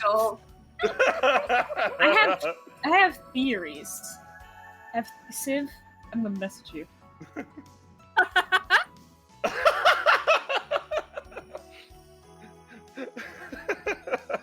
Holy shit. Saraza111 says, don't be mean to Tyr, it's what he wants. You cracked it! Oh my god. If I don't banter with Tyr, we have nothing left. I don't know what you want. I love the... What he wants is pure meanness. What he doesn't expect is tough love. Yeah, that's why he's confused. I'm so ready for this. I'm gonna be the meanest guy around. Oh, he ripped his jacket again! I'm just need to register. I just saw it in the chat. I need to unmute for this. I just realized that Cassius and Bijou's name dynamic together is Cashew. Cashew! Nut. Okay, so, if everybody's prepared, we will move on with our lives. And, well, the city will move on too. Another day passes, a stressful meeting.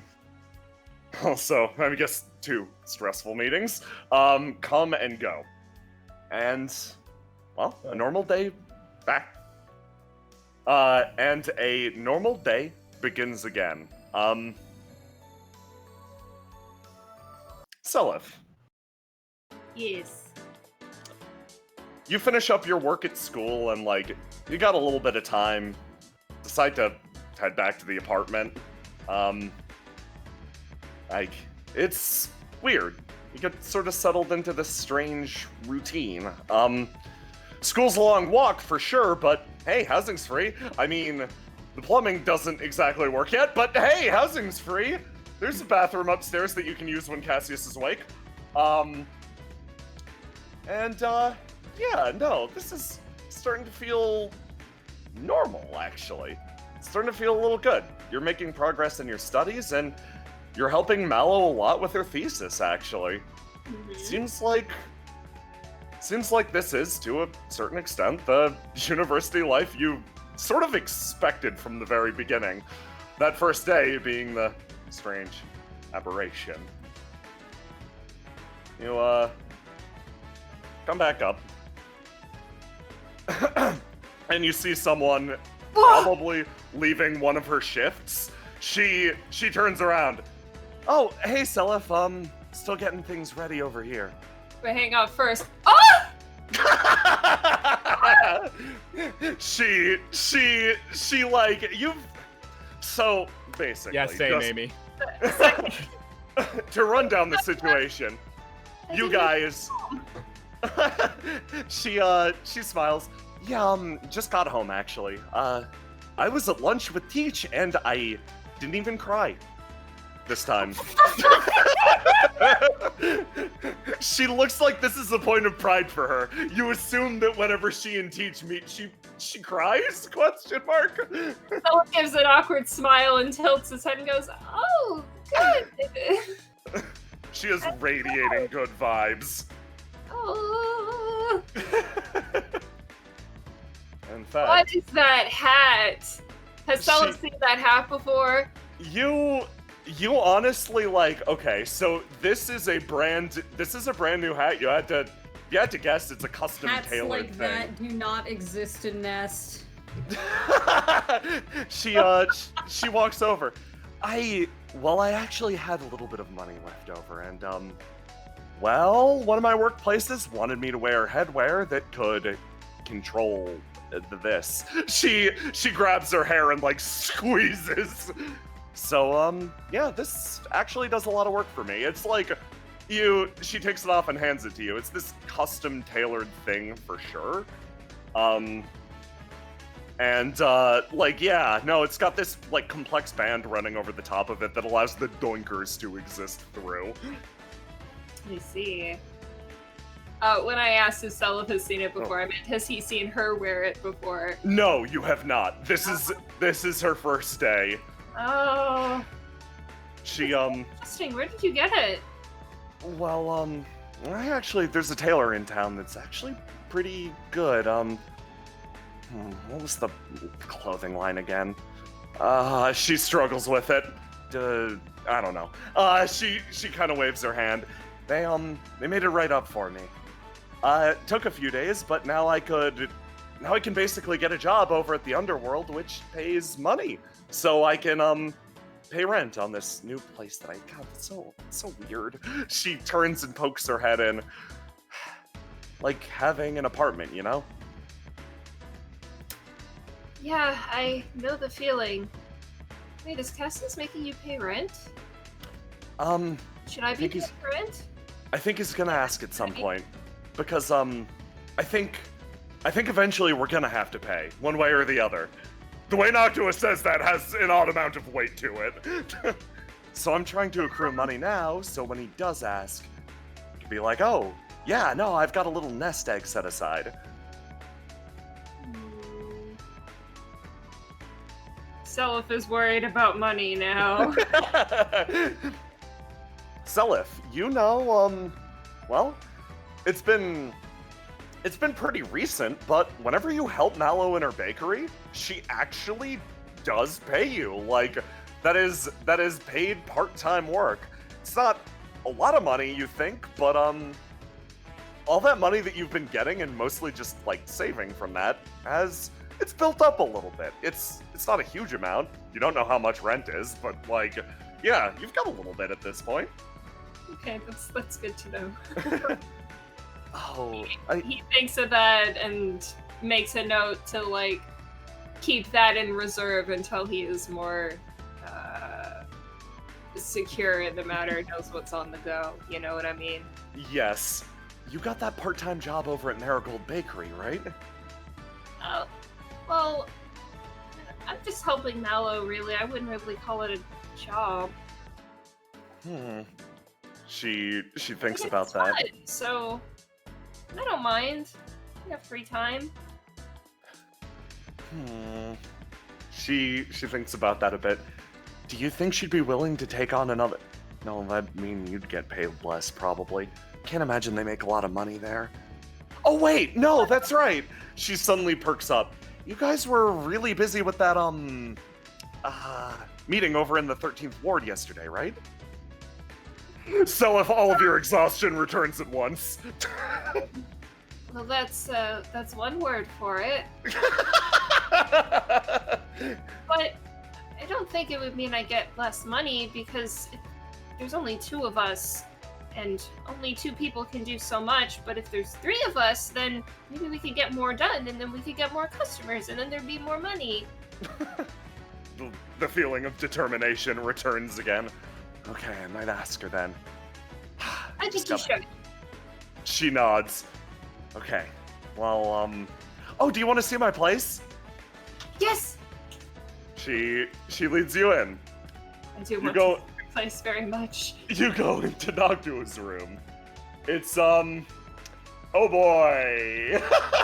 Oh, no! Noctua's room sucks. No! It's so bad. You walk in. The fucking boat bed! You walk in and you feel fucking the empty. You've never felt so keenly liminal space in a person's living space before. Simply put, this feels like you stepped into unused office space and someone has decided, hey, all right, I'm gonna live there. There is. She motions around. Well, there are the 3 boxes I've got here. There's my bed, and I have a sink.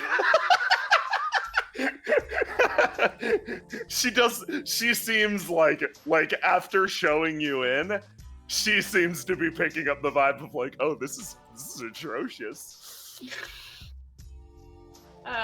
Selyf is politely smiling, but a little awkwardly, and says, "Did you you're from Gylardia, right? Well, you said you're from Zyphos, but you were with Gylardia, right? Yeah, Did you a lot of, have anything with you?" yeah, a lot of my stuff is still on that ship. She trails off. Get it?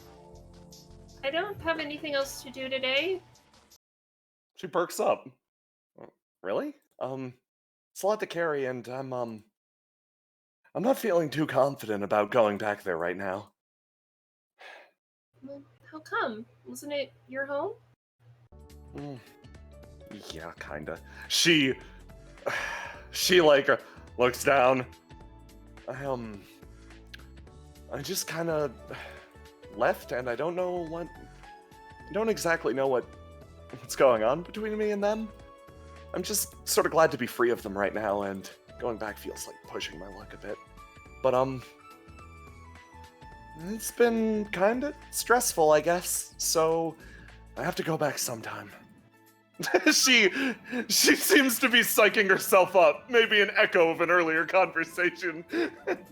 Well, I don't want to force you to do anything you don't want to do, but you know, it's your stuff. Must be a little important to you, right? It is. It's very important to me. It's more important than, and she motions around. all of this floor space I have. Selyf laughs nervously. She's like, okay, I tried. Okay, yes, please, let's fill it. I'm tired of living in a wasteland. Let's go. She stops. Oh, hold on, I'm gonna change out of this stuff first. Okay, I'll wait outside. Fucking crawls into the boat. You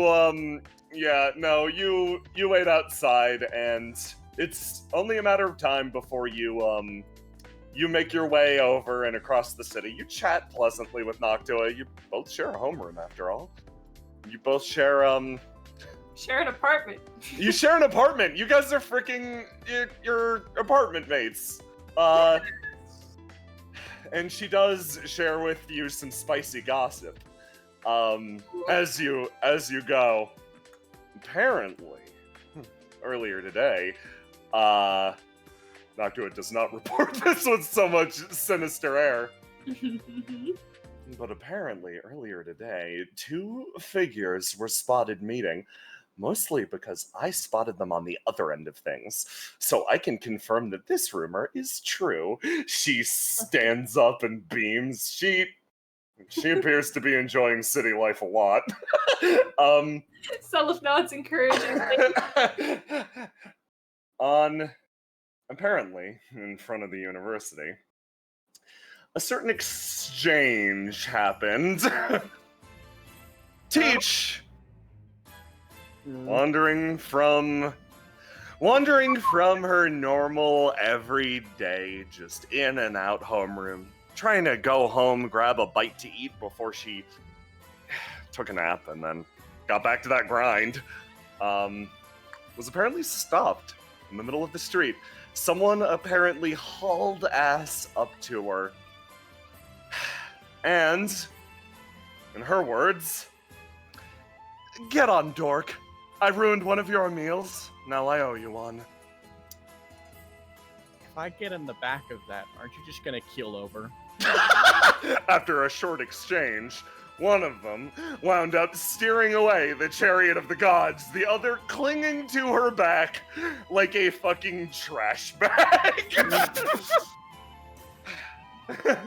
Noctua finishes reporting the rumor. And then they came into my workplace. Oh. I They have an interesting relationship, don't they? They certainly do. I think, she thinks about this for a second. I think it might be better if I let Teach say the rest, actually. Teach has a surprise for all of us in her homeroom. Oh. Noctua sweating slightly. Okay. Yeah. This will definitely be easier if she explains it. I don't know the sound of that. She kind of trails off. Well, how's helping Mallow been? It's been fun. I've never really done that sort of thing before, so it's nice to branch out. I'm kind of used to being one note. One note. It's so funny. As the book person, that's pretty much all anyone ever knew me for. Oh, I'm sorry about that. I love books. Noctua feels just this fucking pure sensation of joy when he says that. Oh, that's great. Well, I'm glad you're not just the book person right here, I guess. It's so funny. Whenever I see you, you seem to be engaged in so much. She kind of motions to the gondola over here. How do I put this? Well, I've seen you go through a variety of different circumstances, and you seem to be talented at pretty much everything you do. So to me, you're not just the book person, you're also the baker, You're, she remembers back, and yeah, no, she remembers. That's right, you're also, you're the archaeologist. A little. I mean, I don't really have any experience. It's all just theory stuff, and I only started baking recently, so it's not like I'm a baker. I'm just, I just help Mello. Seems like you're doing a lot, though. Like, I don't know, it's impressive. I'm the kind of person that tends to tunnel vision on something, so seeing someone who is, kind of new to the city branch out so well immediately is really nice. It, gives me hope, like, yeah, I can do it too. She pumps her fist. The gondolier looks up at Noctua at your approach and seems to be slightly surprised. Well, hey there, Noctua. Been a while. What brings you back this way? Well, she struggles across, like, 3 different words. Roommate. No, that's not right. Flatmate? Question mark. I don't know if that's appropriate. Classmate? My friend and I, I'm are... Noctua's friend. My name is Selyf. Nice to meet you. Nice to meet you, Selyf. Any friend of Noctua is welcome around here. She just smiles, and then doesn't explain further, and simply gets in the gondola. Oh, is this your first time riding a gondola? Yes! She hops in, sort of pats the seat and moves over. Selyf cautiously steps in, the boat rocks a bit, and he's like, oh god. It's okay, you'll get used to it.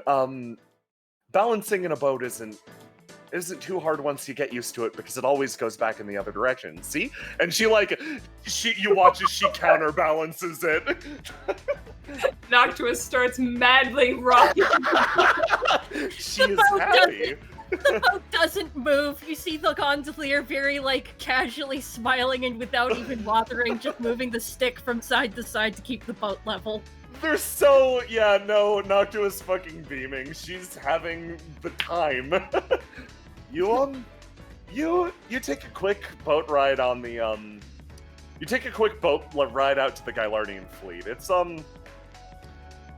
It's actually kind of nice. You kind of forgot how, well, segmented Indigo can be at times. The Gylardians have their own private dock, separate from the rest of the city. It doesn't connect up, just a bunch of, mixed Scarlatti Deltano transportation carriages carrying all of their goods to the city at large. But this dock almost acts as a little microcosm. This is its own little town, you realize. And this is your first time here. And sort of to your surprise, you forgot. Well, I guess you never knew to begin with. This place always seems to be brimming with an energy akin to a festival. Come out to the Gylardian fleet. Large and just. These large and almost gaudy streamers hang over your heads. Bright, brilliant flags are whipped by the wind. You walk down the dock and everything feels so alive here. Like, the rest of Indigo, the part that you know, Old Town, it has this quiet energy to it, like a sleeping behemoth. Seaside has this almost artificial, like, plasticky feeling. Yeah, plastic's new, and, it's everywhere over there. This place seems so clear. Not too emotions around. Well, welcome back to the fleet. Or, she tilts her head. Welcome back to the fleet to me. Welcome to the fleet for the first time, Selyf. Thanks. I didn't expect it to be so lively. Yeah, all the people here are, she weaves a, careful line. They stop and actually wave to her. They're warm, is the best way to put it. Okay.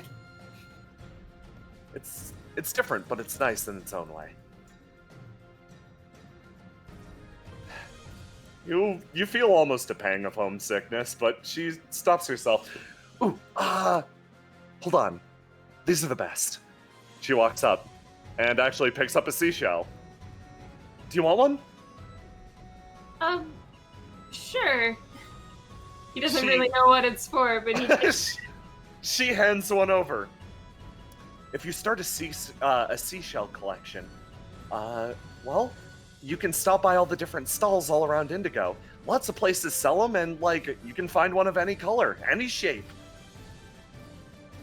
You look down at it. It's this reddish one. It has this almost like cool. I don't know. It refracts light in a fascinating way. It's just so interesting to think that that's a shell of a creature, you know? Like something natural made that. I never thought about it. Of course, I've never held a seashell before. She turns around. This is your first? He backs up a bit. You can see the light in the eyes of the shopkeeper light up. Oh, you have it! No, I'm not really from a place near the ocean. They're really smooth. Oh, Neither. God. You're just going to love these. A glittering tray of multifaceted shells is presented to you. They are in every hue. Now, don't just think I went down to the beach and picked these up. Some of these come from all the way across the ocean. You won't get them anything like this around here. You charlatan. Knock to his face. Selyf does not live by the ocean, but I do. Knock to his face becomes incredibly serious for a second. The value of a seashell comes in discovering it, or in being gifted one. And that's what you told me the first time I was here, right? She beams another smile. The shopkeeper looks away and then down. Yeah. Get him. They Don't worry. picked out a particularly nice spirally one, blue with white spots, and handed to Selyf. Take that as an apology. How about that? We'll not talk about that anymore. Okay. Thank you. Selyf, you got 2 gifted seashells. She's beaming. The stallkeeper points at Noctua. That's what you get for remembering the important things. She comes up, and then her expression falls again. Okay. It's been a while since I've been back here, so the rest of the fleet is less lively and less fun. So, I guess it's business from here on out. Noctua draws herself up to her full height, and the fucking hair around her changes, and she starts to walk inside. Selyf gets a little nervous by association, but he's trying to keep pleasant for her. He's thinking, how hard could it be to get Noctua's things out of her own? You go up to the second story.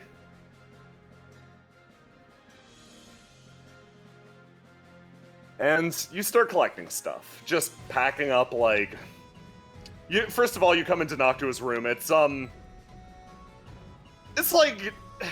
marbly and pink and, like... honestly, a little bit of an eclectic mess, but it's a room on a ship, whatever.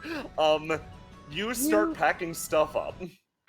Actually, when you arrive, you see stacked neatly outside of Noctua's room are an assortment of chests and crates, and it looks like the packing has already been done for you. Noctua kind of looks up.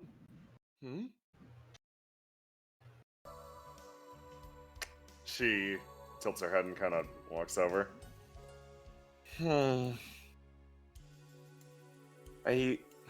Hold on. She opens the door. Hold on. She thinks about this long and hard for a second. Is this all your stuff here? I think it is. Oh. Well, someone you knew must Evenly paced footsteps approach from the other end of the hall. Hello, Noctua. Hi, Admiral. It's good to see you again. You as well. He looks at the assortment of containers. I hope everything is satisfactory. You feel free to check to ensure nothing was forgotten. I tried to be thorough, but always worth checking. You tried to be thorough. You did this? Not Blackwood? Not It felt Falkland? important that your personal things be treated with respect. She gets kind of a... Like, you can, Selyf, you can sort of feel her struggling behind you a little bit to say something. There's that, like, white-hot second of silence where you feel the blood rush. Yeah, when they walked in and all the chests were out there and it was pretty obvious that they were her things, Selyf was trying to think, like, okay, now is this like a kind gesture that someone did, or is this basically like a signal of, yeah, get out now, we don't want Yeah. you here. And now he's starting to think that maybe it's a nice thing, so but he's a little like looking back and forth, like, trying to read the situation. Well, Selyf, this is Admiral Atreus, and Admiral Atreus, this is Selyf. This is the... Nods to Nice you. to meet you, sir. He's the leader of Gylardia in Indigo, and this is my friend Selyf. Selyf holds out a hand for him and bows a little. Atreus gives you the most exact handshake you've ever received.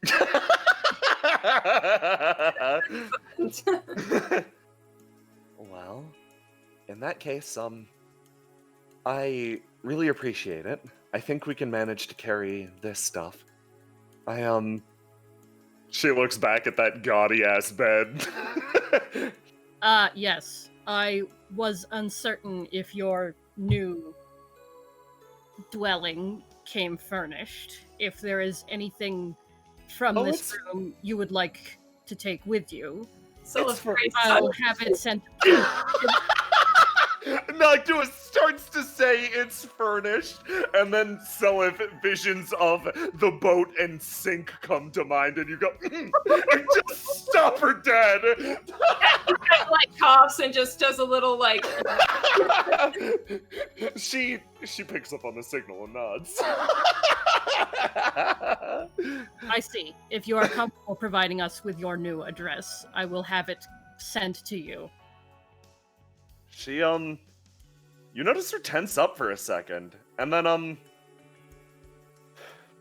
would I be providing you with my address or Gylardia? He stops. Then he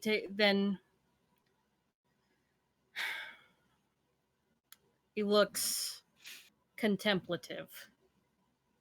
A good point. I must be Gylardia. In that case, I can manage it. There may be... I will have someone contact you, not burdened by the same connections, and give them leeway to act on your behalf. Would that be satisfactory? She quietly nods along to that. Selyf turns to Noctua and says, maybe we can ask Hyle to help us? That would also be allowable. Noctua's brain parses every single time she looks at the city, sees something darting along the rooftop, her keen sniper's eyes zooming in, telling her to shoot, telling her to fire. I think that would work great. He nods. Have them contact me with some proof of agency, and we will ask no further questions. I appreciate it. You are a strange change seems to wash below the surface of his expression.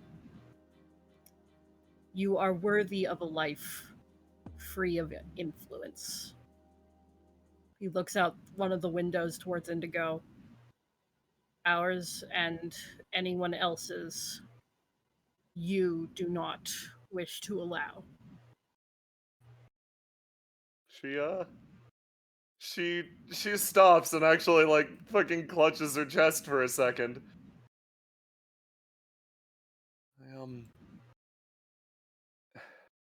Thank you. I'm only here because I've got a lot of people who put themselves online for me. A man less bound by a position with such weight on its shoulders would be very grateful to such people. She nods, and then you notice that the tone entirely shifts. Yeah, I really am. I really, really, really am. I think I'm lucky. The slightest smile, and then it's back to his neutral expression. And, I intend to do good things with that luck.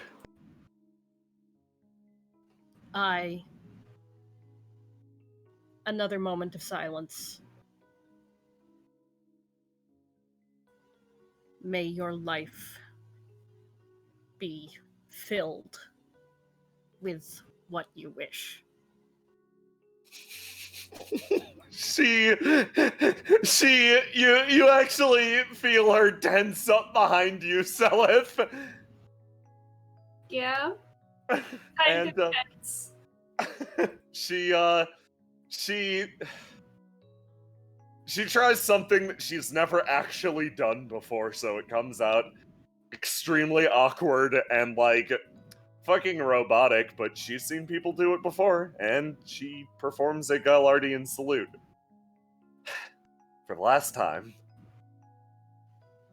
Atreus performs it much more practiced back in her direction. Oh, there was, of course, one more thing. I was attempting to complete it when I heard you were arriving. He has been holding a small bound book in one hand. It looks like a logbook or small journal, blank cover. He extends it out to Noctua a little stiffly. She takes it and looks at it. If she flips through the pages, she will see an assortment very neatly categorized and visible by its index in the back of how-tos and information about basic living. There are price charts, among other things, of basically every shop in the city Gaillardia has connections with, including lists from cheapest to most expensive and the difference between goods.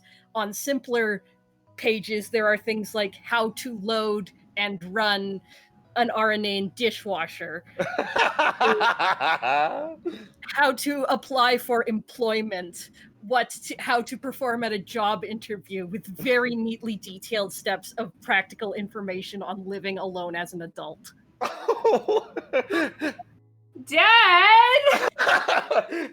She cracks the book open, and leaning through this, actually, she sort of notices, like, self-respectfully, like, doing the, like, I'm not fucking looking at this shit, but she actually leans in and, like, shares it with him, and she flips through. Oh, yeah, okay, here's the page related to rent. Oh my god, averages are this high? Indigo is not in a good place on the real estate market. This is criminal. I don't think Cassius would do that, but... I think we should get more serious about that baking job. He puts a finger like to a neighboring page and it says information on budgeting your income. The two nod along like,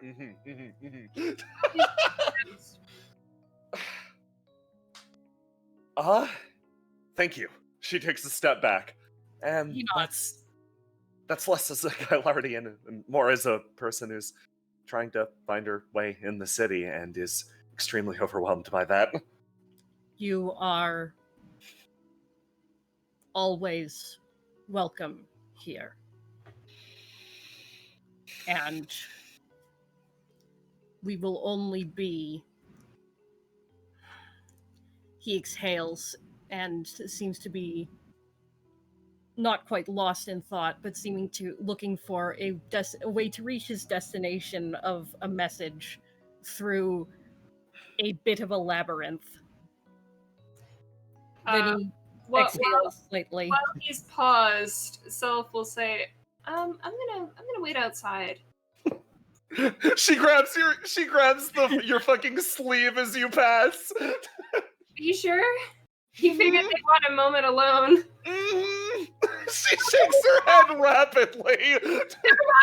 Right? Atria is completely fucking unfazed. As Gylardia, as someone who speaks for and acts for Gylardia, I think I am not simply permitted, but perhaps obligated to tell you. You have been part of our family, and we will not forget that. But we will also honor you as you choose to be. She slowly nods. Okay then. Okay. Thank you. He nods. Goodbye, Noctua. She nods, thanks him again, and then slowly turns around, and it's the fucking, like, she's keeping it together, Selyf. She's doing her best. That nose is twitching, those eyes are going. Well, let's get my stuff.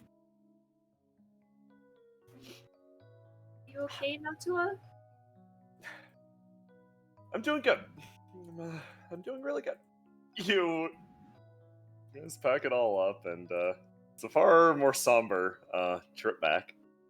You get on the boat again, and you ride on that gondola, and it's kind of hard to figure out what to say in that exact moment. There's just a little bit of silence, and you feel how much the tone has shifted.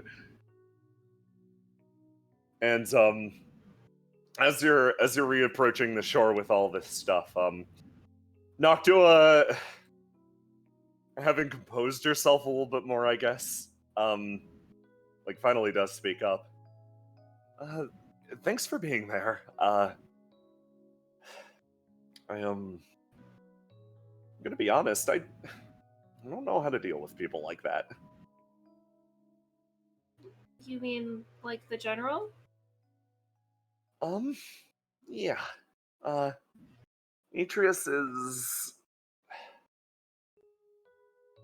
I don't know how to deal with people like that who are so kind 1 second while clearly doing something that is actively killing them. Like, it makes me want to scream at them really badly.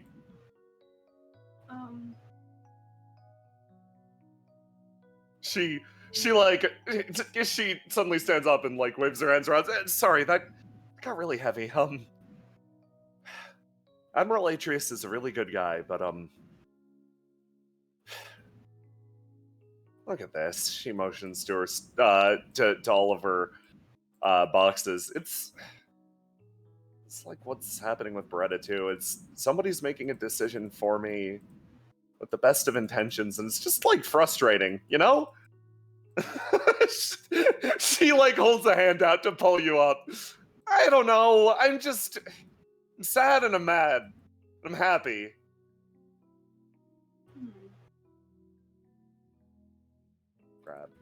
Grab. Selyf is a little quiet. He's trying to like think about why she might feel that way, because from his perspective, it seems that Atreus really cared about her and was doing a nice thing. So, obviously relationships aren't that simple though. So he's thinking about it. She starts to walk away.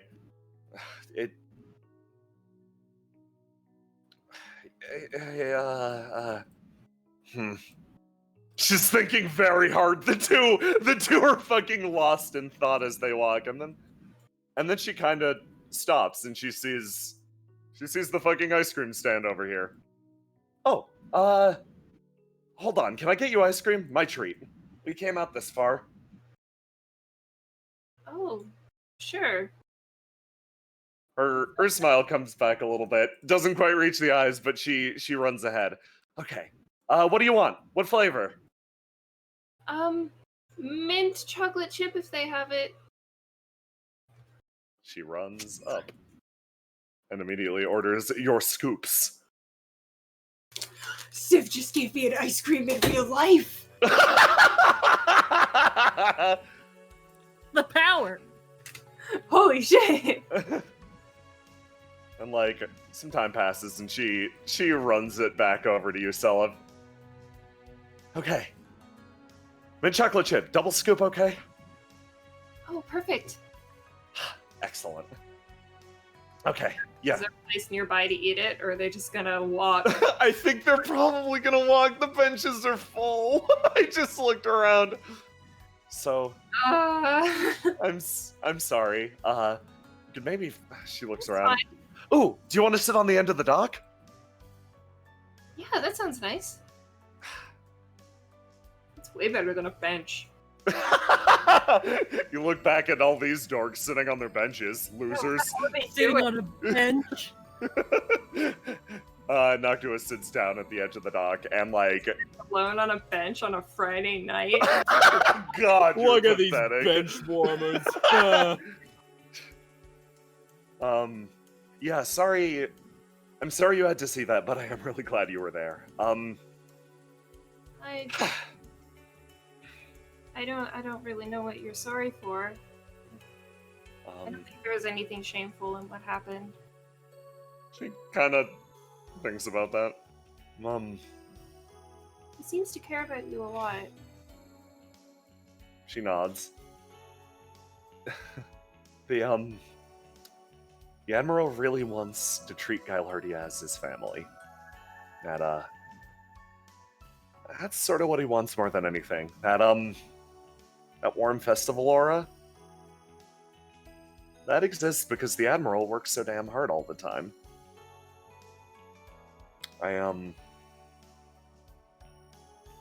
It's kind of makes me mad. Just, I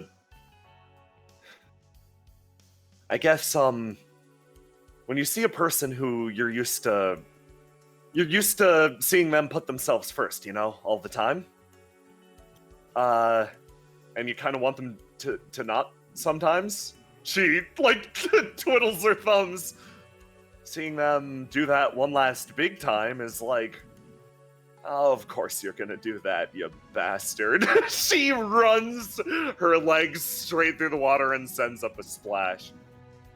Just, don't know how to express that in such a way of, like, Atreus, please smile for once. Stop with all this sad shit. It's killing me. She, still shoes on, kicks them in the water. Well, I can't really say I can relate to your situation, but that doesn't mean it doesn't make sense, I guess. And people can be complicated. And if you don't want to talk about it, that's fine. I don't really... You don't have to give me your life story or anything, but... I don't even know what I'm trying to say. she laughs. I don't know what I'm trying to say either. Thank you for being here while I vented. It was really nice, actually. Anytime. It's kind of nice to hear just people are complicated. And leave it at that, actually. she kind of smiles. If anything, that is the one thing I can say with surety. People are complicated. Yeah, I respect that guy a lot. And I think it's dumb, but one of these days I'm gonna make him smile or laugh. That's the goal. That sounds fun. She looks over and smiles at you again. And a lot of that cheer comes back. Okay, good. That actually put to bed a lot of my fears related to this place, so thank you. My life story is actually pretty simple.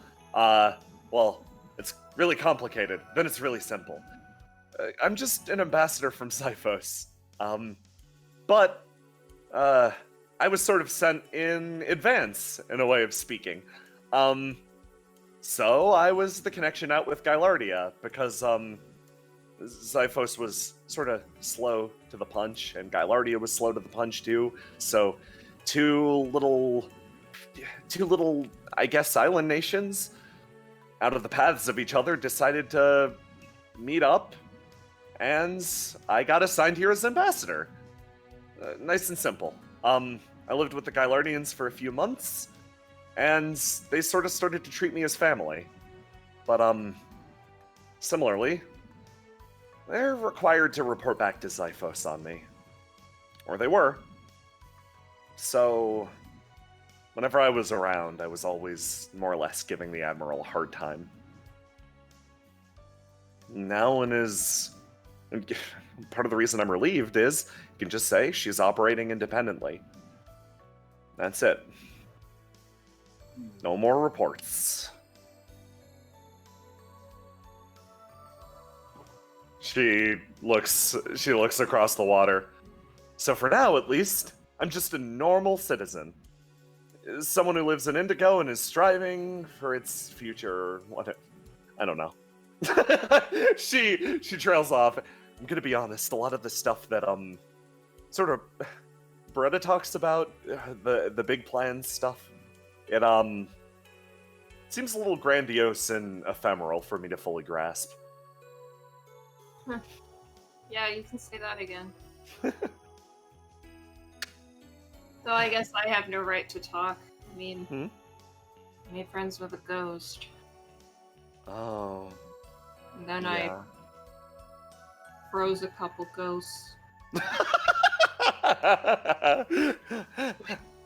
Fingers, I don't know.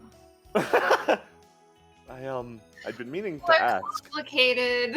It's people are very complicated, but for what it's worth, I don't. This is gonna sound really insulting. I don't necessarily think that you are. She looks at you dead in the eyes. You can communicate clearly without 6 layers of me feeling like I'm digging through sand. When I talk to you, I feel like I'm talking to a person. And I hate that I have to say that right now, but I do. So, You're welcome? It's just... She smiles again. No, I know. In a way, it sounds like a compliment, but it's... Oh, you're welcome. Also belittling a little bit.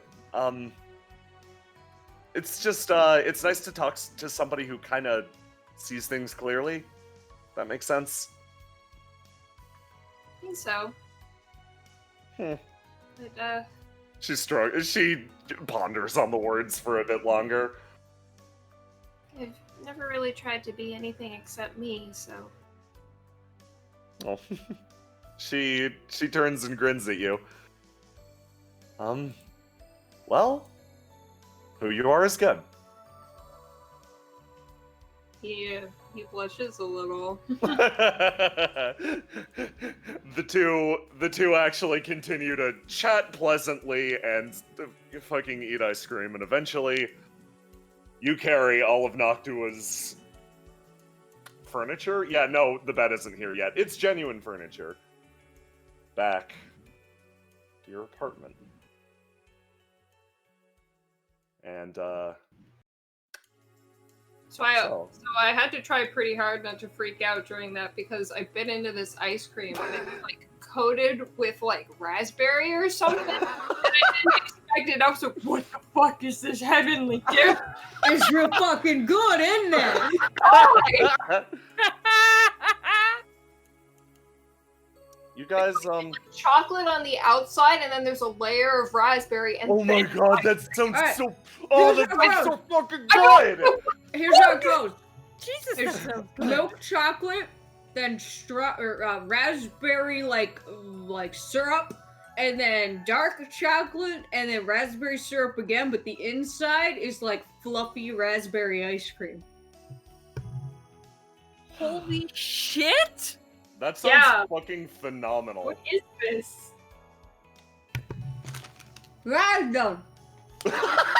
There it is. That's the brand. R-A-Z. I love Key Smash Brand. Finally. Selyf. You, make it back to your apartment. And as you heave none of the conversation for the remaining walk is particularly heavy. It's actually just like after that line, Noctua is like, wow, I probably just said something super embarrassing. I am going to talk about the local sports team she attends. It's bad. There's a section on them in the book. Yeah, oh boy. Here's who to bet on. This is probably unethical. The conversation just meanders, and you come back to your apartment and you clear those final stairs. They all scream under every single footfall, a protest to you bringing more shit into this place.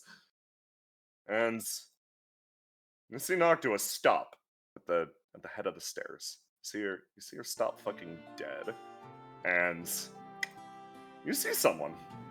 You see someone down the hall looking at a fucking door that ain't his no more. Ah! Amy, bully him yourself. I can't! There is a wall in front of me, and his name is Selyf! I can't get through it! Kindness converter. Noctua stops actually dead and actually moves to get between her and you and him. Mm. And his head slowly turns. His expression's difficult to read, but it doesn't seem outwardly hostile. He just seems to like the fact that there's somebody here now.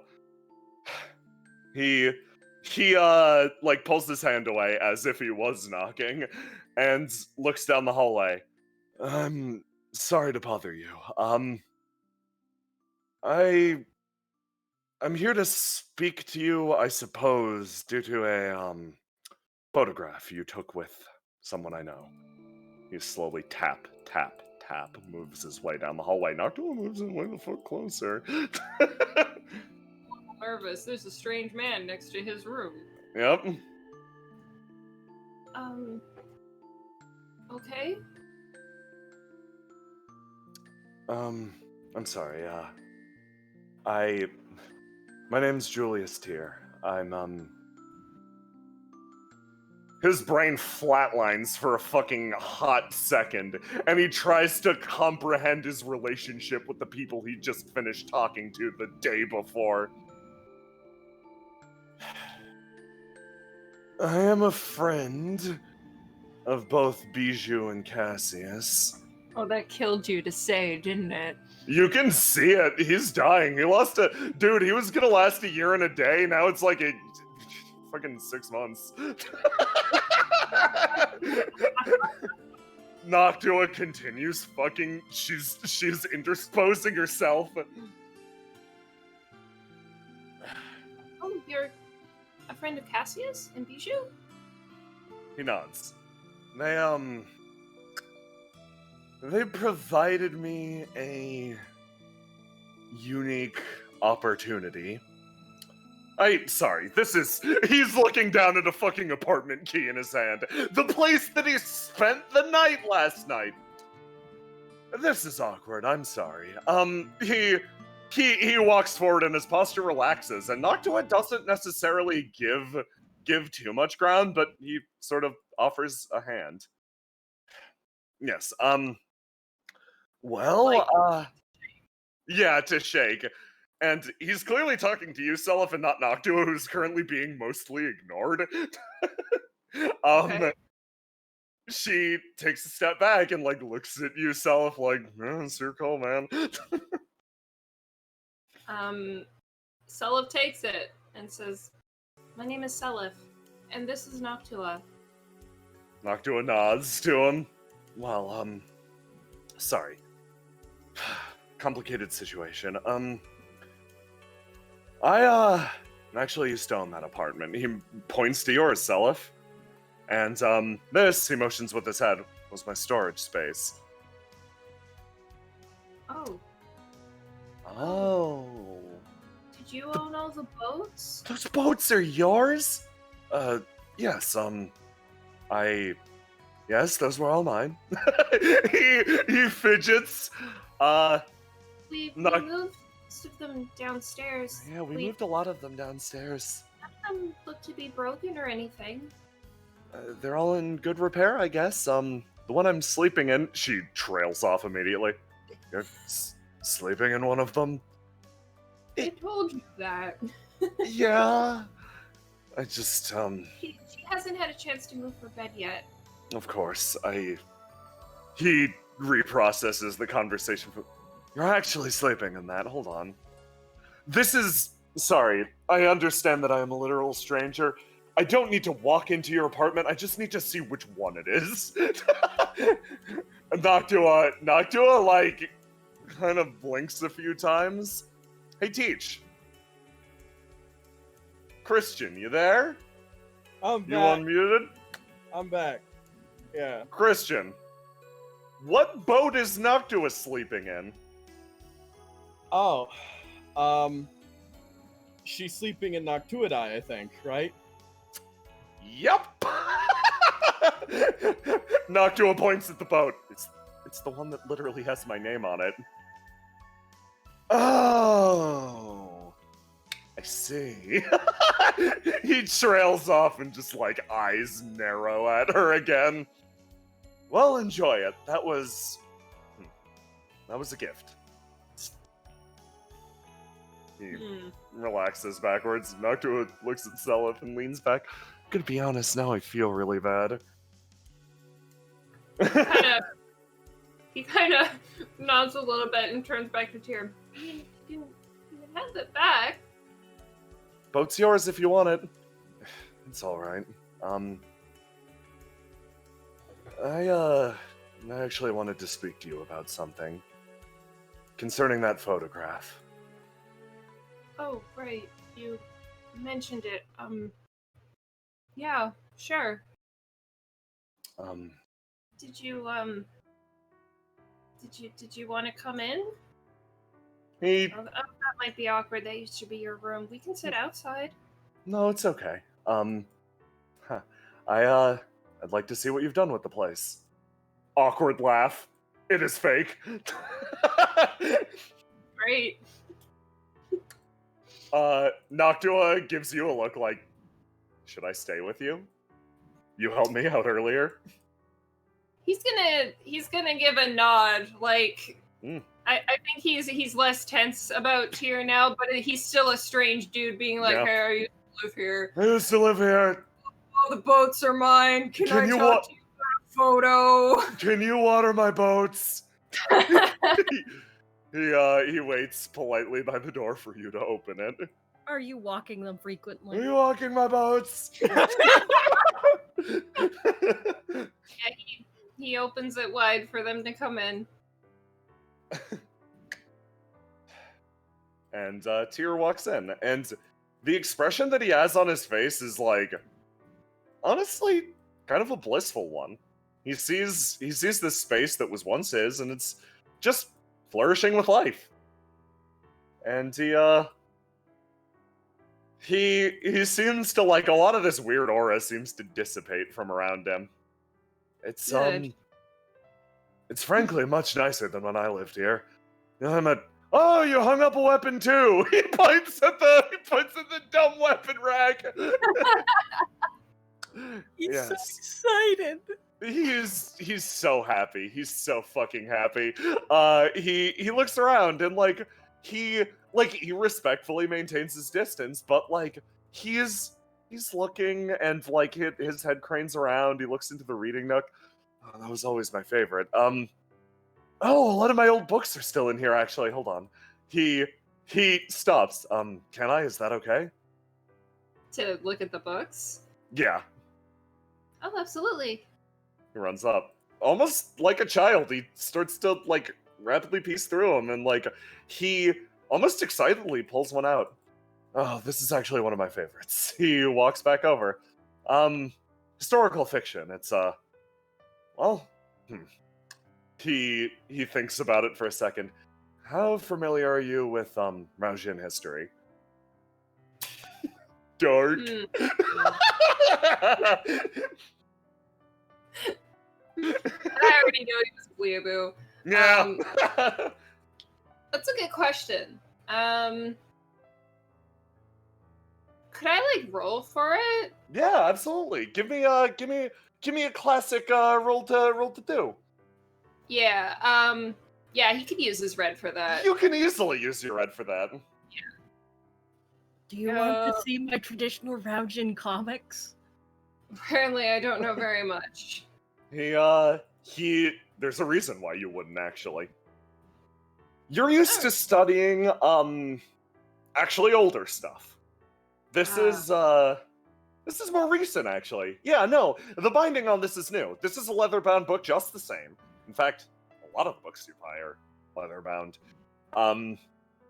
But this one is actually relatively fresh, and you can tell that this is a first edition print. He picks it up and he hands it over to you, with the almost wistful look in his eyes. The person who took care of me was a consultant for this book, so I got one of the first volumes of it, leather-bound and everything. He flips through the first few pages and confirms, yeah, first edition. It's First edition. I didn't even realize. I've been trying to get through some of the ones that were there that I haven't read, but I haven't gotten to this one yet. I read a little bit on Raujin history before, but not this recent era. Usually a few years before it. It's an embellished tale for sure, but you recognize the name after flicking through. The author is some fiction writer, but the historical part, you flip through a few pages, and yeah, you see printed clear as day, to Martha Teach, with whom's participation this would not have been possible. And there's immediately under it, there's a big dumb scrawled autograph.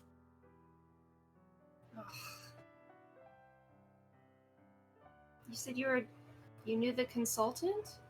He nods. Yes, she kind of took care of me, actually.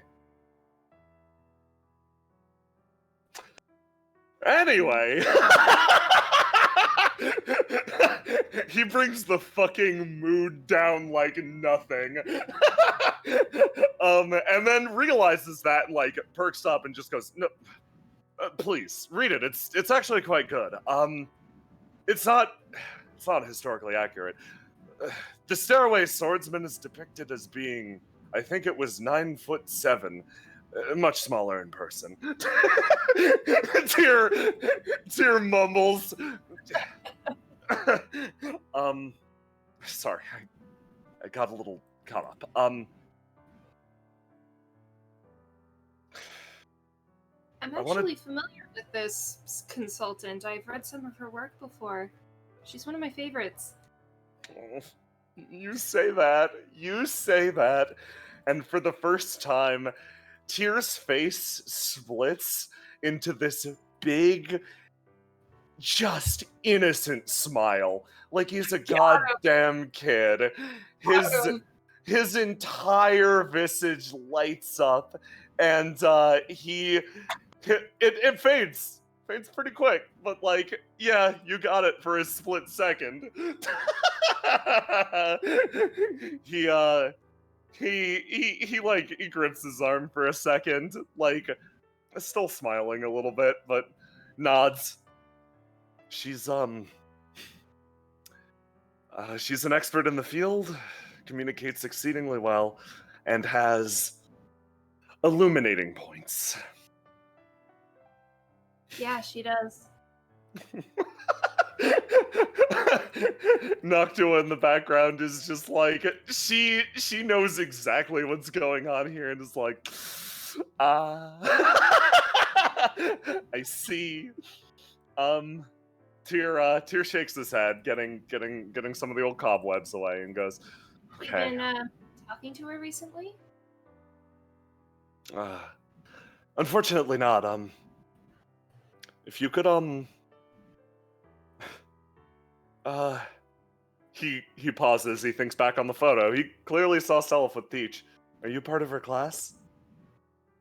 I am, actually. I didn't know when I enrolled, but it was kind of a shock. He takes a step forward, and almost in a gesture that doesn't befit this current man, even remotely, he pats you on the shoulder, and you see, yeah, this towering figure, broad-shouldered and extremely powerful, and he smiles down on you. Do right by her, and she'll do right by you. Couldn't ask for a better teacher in the entire world. And then he sort of remembers himself and, like, shrinks back. I'm sorry. I'm really sorry. I didn't. If you see her, just oh, I don't know what to say. He mumbles off to the side. Oh, doesn't- I see her almost every day, so if you want to get back to me, you can. You know where I live. Oh, I feel so uncomfortable about that. I really didn't intend to. Oh, this is weird. Tyr fidgets. This man's. Well, thinking, yeah, it is pretty weird. A strange man walked into my room. This man is uncomfortable, Selyf. Okay.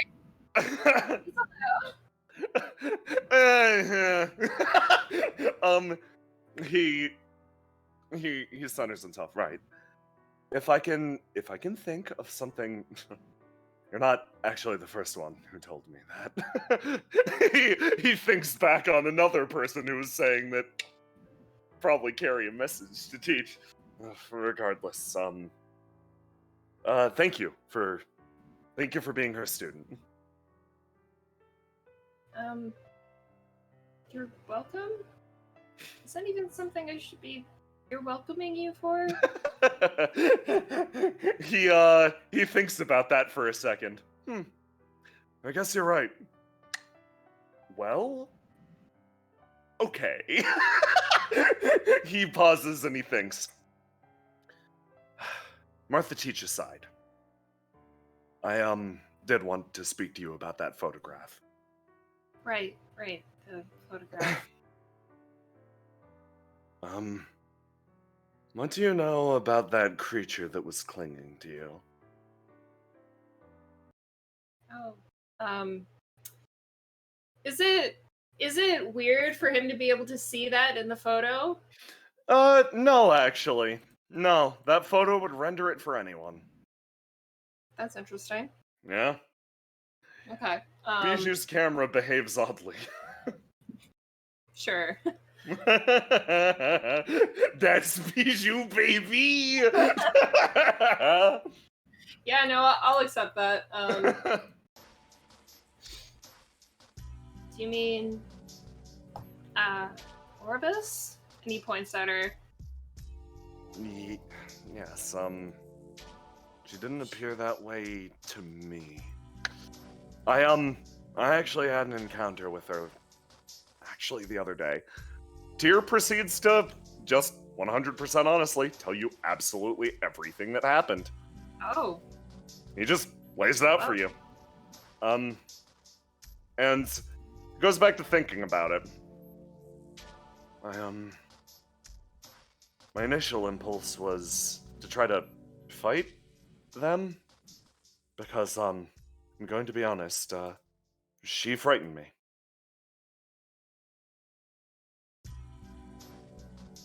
Is she okay? You start to say, is she okay? And Tyr gets a difficult expression. I don't know. So I assume you saw the smoke cloud as well. Not something else? No. But I know that's... Well, I figured that's not all there was. And the more I look into it, read about it, the less I believe that that's all there is. So... I'm going to be completely forthcoming with you on this. I saw a dead creature. I saw something that was maybe dying, or perhaps it died a while ago, but that continued to move. I saw a towering pillar surrounded by phantasmal flame. I panicked. I swung my sword before I realized what I was seeing. Trails off. I'm going to state, I don't know how to deal with this information. So, I was hoping to speak to you, and then he thinks about the other people in the photograph. Or the others in that, on how to proceed. Well, I don't think everyone in that photograph could see her at all. Just a handful of us. He thinks about it. I'm going to inform you at the very least of my plans. I intend probably in the next day or two, maybe during Veils even, to, I intend to go in there, and if I find a creature that is suffering and dying, I intend to cut it down. You notice, dude has a sword. Noctua takes a step forward. You mean you're gonna try and kill her? He nods.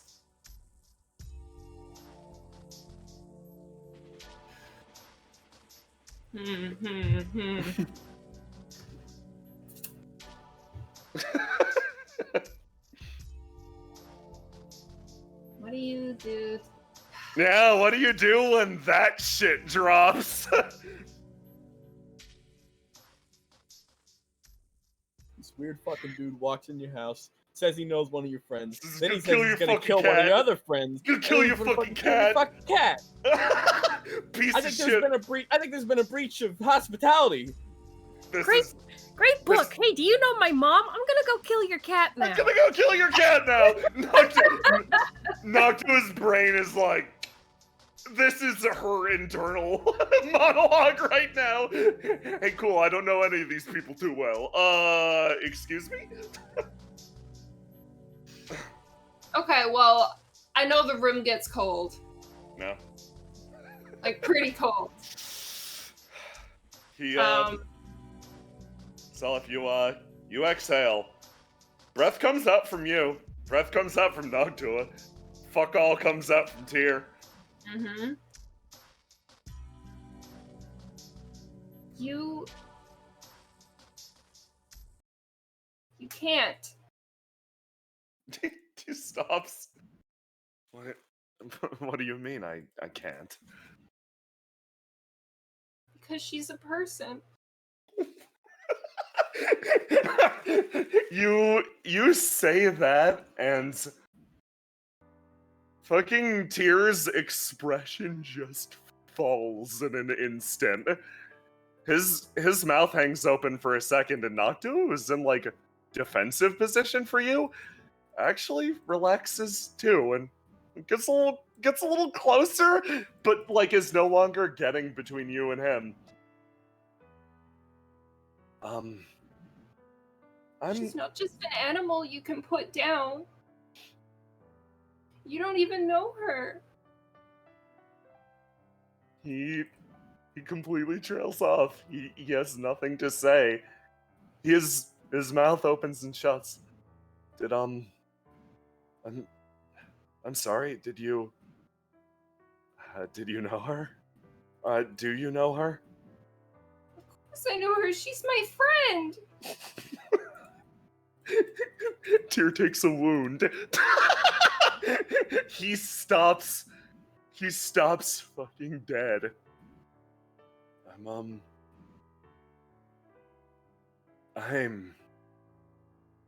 so sorry.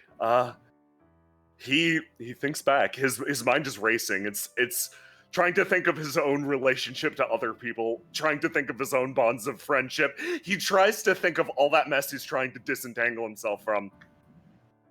You want to kill her? Why? Because she's dying? Is she dangerous? I don't rightly know. I don't know.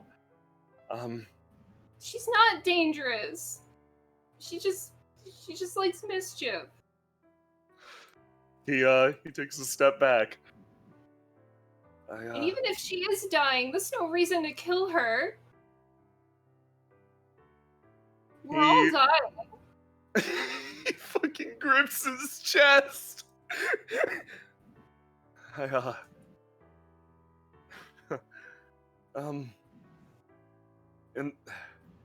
I don't know how to help something like that, so And pass it to someone who can. Oh my god. You say that, and it is like a fucking glass shattering in this man's head. He stands still for a second, and you see his entire form just shudder for a second. I don't know how to do that. I don't know how to leave it to someone else. So... Selyf looks incredulously. Ask them! Oh my god. He takes another step back.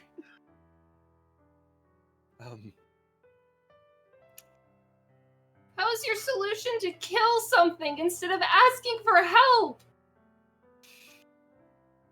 He tries to right himself.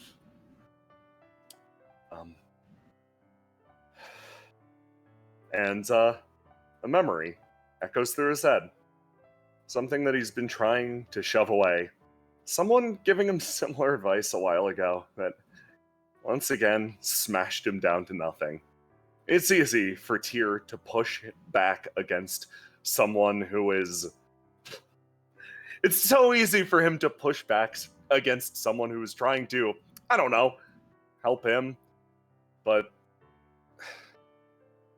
when it comes to viewing this from the third person, Tyr has at least enough perspective to be completely unable to stand. Looking at the big picture was always his weakness, and you bring it smashing down on his head. And his expression falters, and that frown drifts away. And he looks at you, Selyf. You're like, tell me what Selyf's body language is right now. He's a little mad. He's shaking a little bit, but he's trying to, like, you know, he's trying to stand his ground, basically. Tyr, the look in Tyr's eyes at you right now, Selyf, isn't the same, like, I don't know. He has the expression of a wounded animal most of the time. That's the best way to communicate Julius Tyr. But he looks at you, and your eyes meet his, and you meet his gaze. And the look he has for you is actually respect or deference. And, he stops his shaking. He takes a step forward. Well then, I'll ask. Please, please prove that a dying thing deserves something else, he says, and then he bows deeply. Selyf watches him bow and kind of lets out a breath and says, I already planned to do that. He slowly picks his head up, looks at you.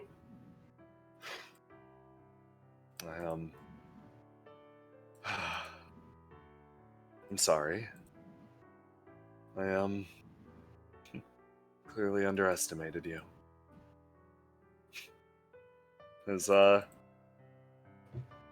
His expression shifts between a dozen difficult emotions.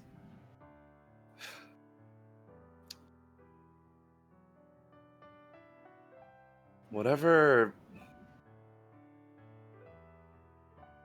you do,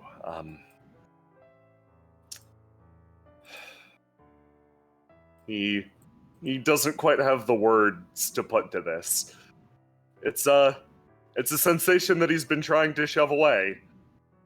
This sort of like raucous indignation that's building up in this person, probably like, God, over a decade younger than him, that just fucking put him in his place. Mm-hmm. Part of his heart cracks, and into that crack actually seeps a little bit of hope. Well, I'm counting on you then, I suppose. I won't do it. I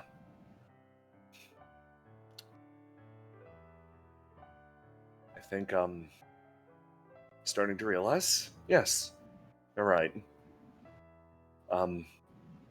He's about to say things, then he stops. People like that deserve better. And his expression, his eyes fixate on you, and a smile doesn't touch his face, but it goes to the eyes. Your friend is lucky to have you.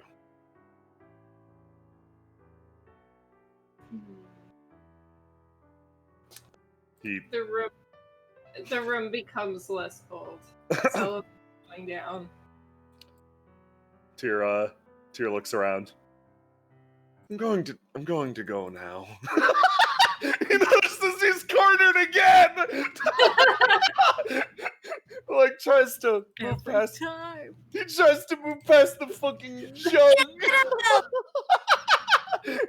And he walks outside and Before he leaves, yeah. Selyf says, "You said you don't know how to ask for help?" He stops. He freezes like a criminal that was about to get away with something who just got fucking caught. He slowly turns. Yes. I don't believe you.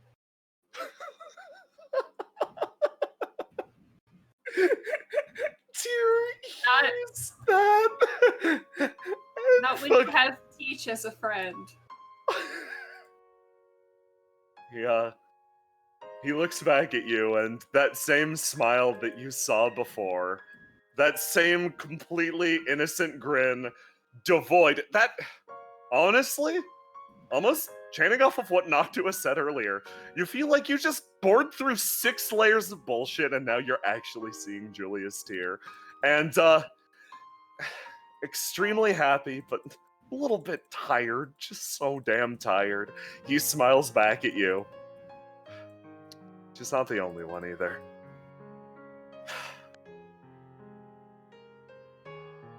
He, slowly opens the door, walks outside, he makes it a few paces, and then he fucking clutches his chest and just sags against the wall. He keeps his shit together long enough to make it outside, turns a corner, and then just collapses. Good. So the CDI. Shit! Good. Fucking stinky asshole, it's what you get.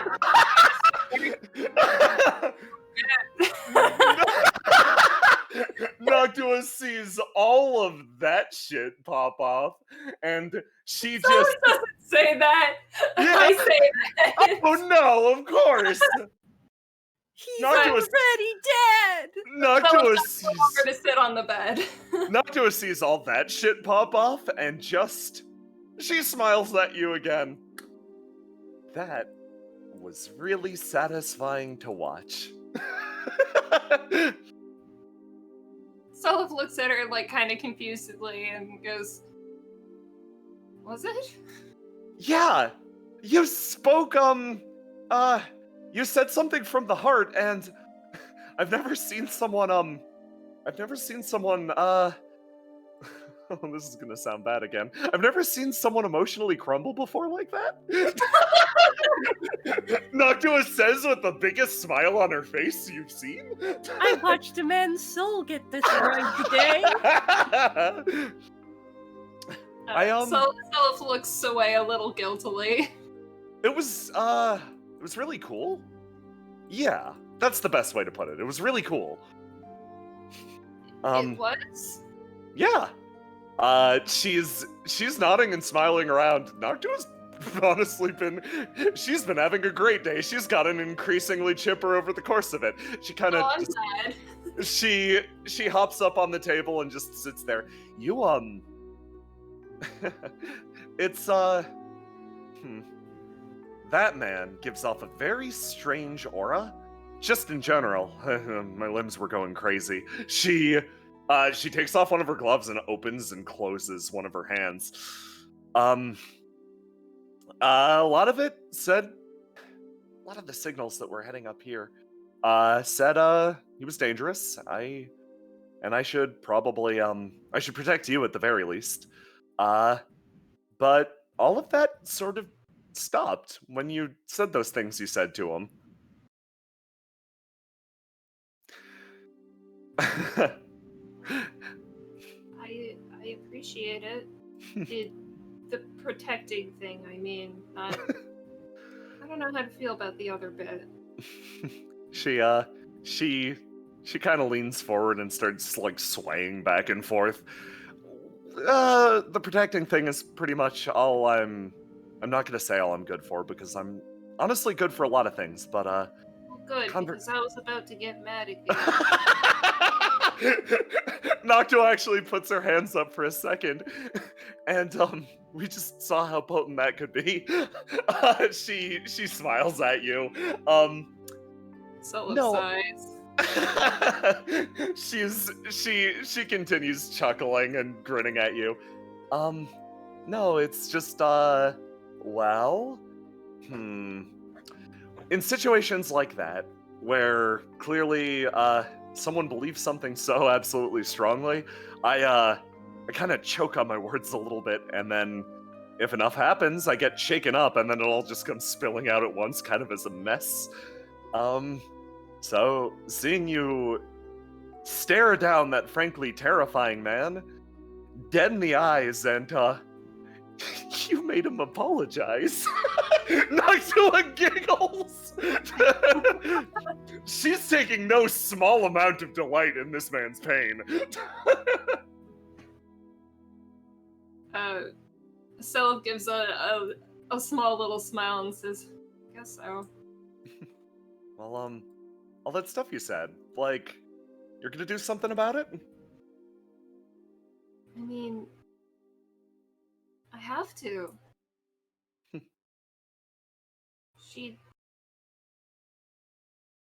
She's in trouble. I can't just sit here. Noctua thinks about that for a second, looks at you. Well, if you need help, it's kind of like you said earlier, you just gotta ask for it. And there are a lot of people who would be willing to help someone as great as you, Selyf. She smiles at you. You've seen her just cheer up more and more over the course of the day. You get the feeling Noctua actually likes you quite a lot. I like her too. And she sits back. If you need anything, just call whenever. We're roommates, flatmates. We're friends. Yeah, we are. She stands up and then starts to walk away. Then she thinks back on what happened at the on the boat. She thinks back on her own emotional state. She looks at the door and then she turns around. Do you want to be alone right now?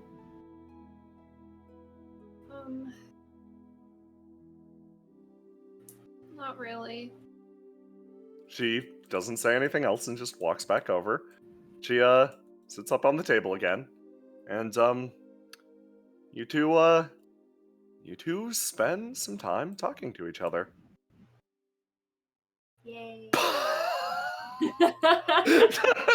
It's still the scary one. Still a little frightening.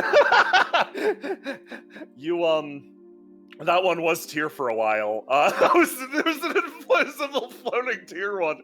Tear's current bond up is with the dirt. So, Selyf. Well, maybe you get more bond ups, Tear, if you didn't threaten to kill people's friends. You fucking Tear. moron. Get him. I'm Selyf. Jesus Christ.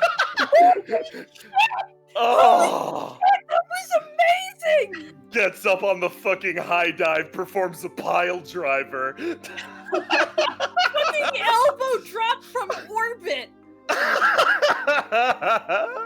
So, Selyf, I have something to ask you. Do you have anything else you wish to do during this? We can... I think I'm good. You did phenomenally. I'm gonna talk us out on a very simple scene. Just something like, that one was great. That one is the fucking high point of my life. I wanna just do this really fast.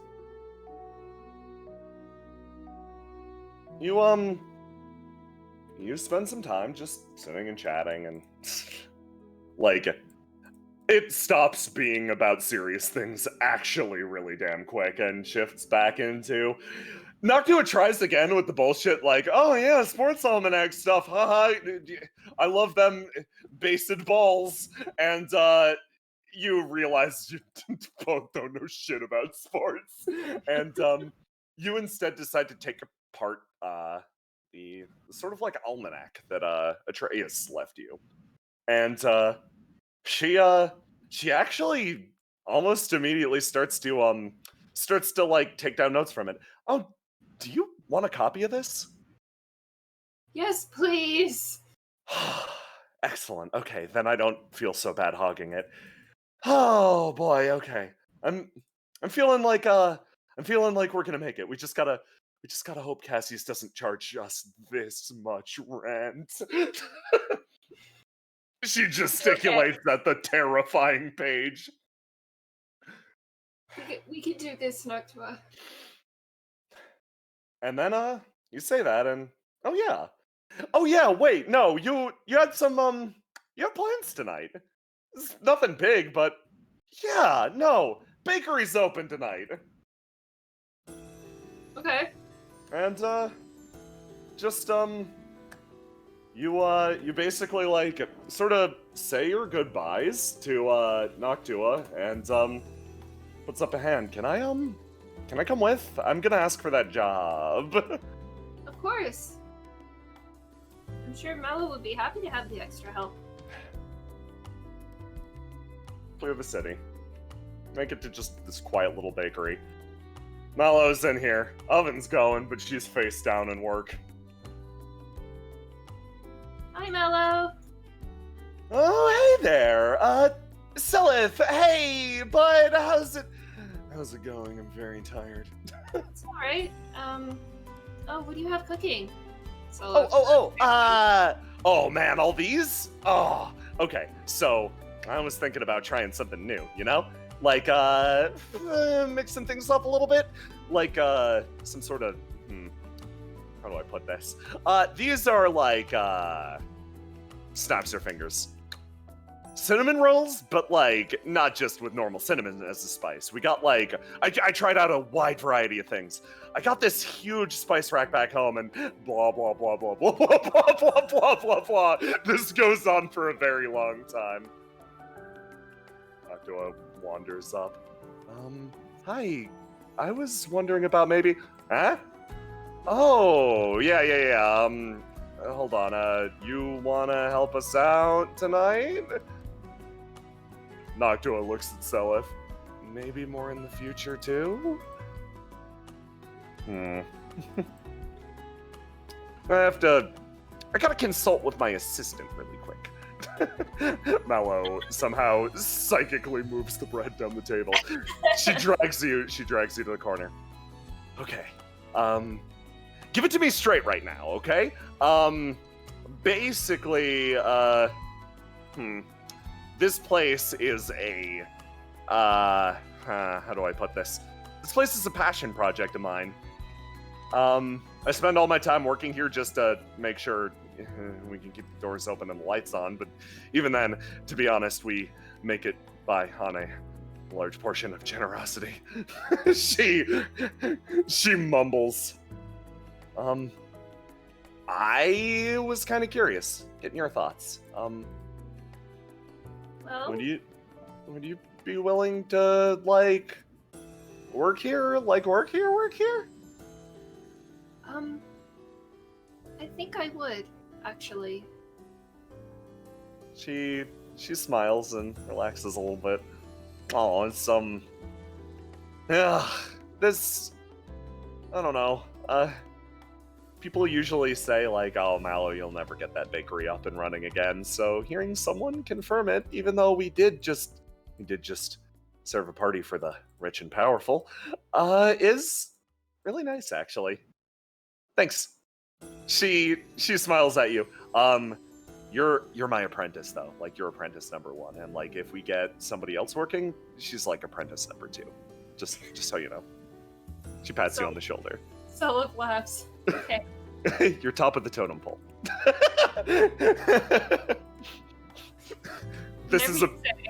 This is apparently very important to Mallow. She puffs herself up to her full height. Oh, well, actually, we do have an opening. Now, it requires somebody who's willing to learn the art of baking, but, yeah, no, Marigold Bakery. The two representatives of Marigold Bakery, she nods along, we would love to have some additional help. That's okay, I spoke for you, right? Yes, it's fine. Noctua kind of smiles. Okay, well, thank you then. I will get to work on, do you need things moved? I can carry a lot of weight. Ooh. Yeah, actually. Yeah. She thinks for a second. There's still lots of stuff over in Marigold Mansion we can move over. I mean, I don't technically own the building anymore, but it's my stuff.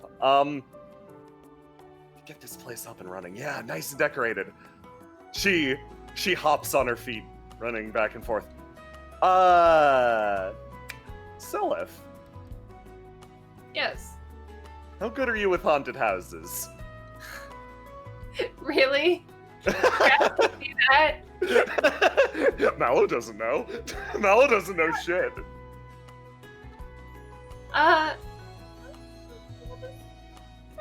Pretty okay. Excellent. Doesn't seem to be a problem. Okay, well, we're gonna go spelunking. I mean, at some point. She looks back out the door, and it's getting kind of late. Oh, jeez. I've already made it this late. You know what? No. Oh my god, I forgot. She runs back over and takes these out of the oven. We'll go spelunking at some point. Put a pin in it, okay? Okay. Noctua kind of smiles at Selyf. It's nice to see the change. She was so low energy before. Yeah. This is just Mallow when she gets to do what she wants to do. She's full of so much fucking life, and Noctua just kind of... When she has some sleep. Yeah, Noctua just quietly walks over, and you guys sit down. Yeah, you spend the rest of the night pleasantly chatting and baking. And that is where we will call it to an end. Yay! Excellent. Good work. Seriously phenomenal work. That was wonderful! You did Good job, Amy. fucking good. You did so good. Awesome! Oh my god, Roma, the shit you just sent me.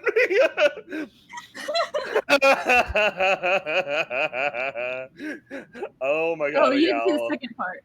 Oh boy, I gotta get the theme playing. I think you guys earned the theme tonight. Hey, good job, Bijoux and Cassius, fucking setting up this man to fall and fall hard. You just caught him in a fucking contradiction. You shattered his brain. He cannot escape. Cornered like a rat in the sewer. Just him on his little burlap sack. You literally set up a session with the 3 players who wanted to wreck Tears shit the most.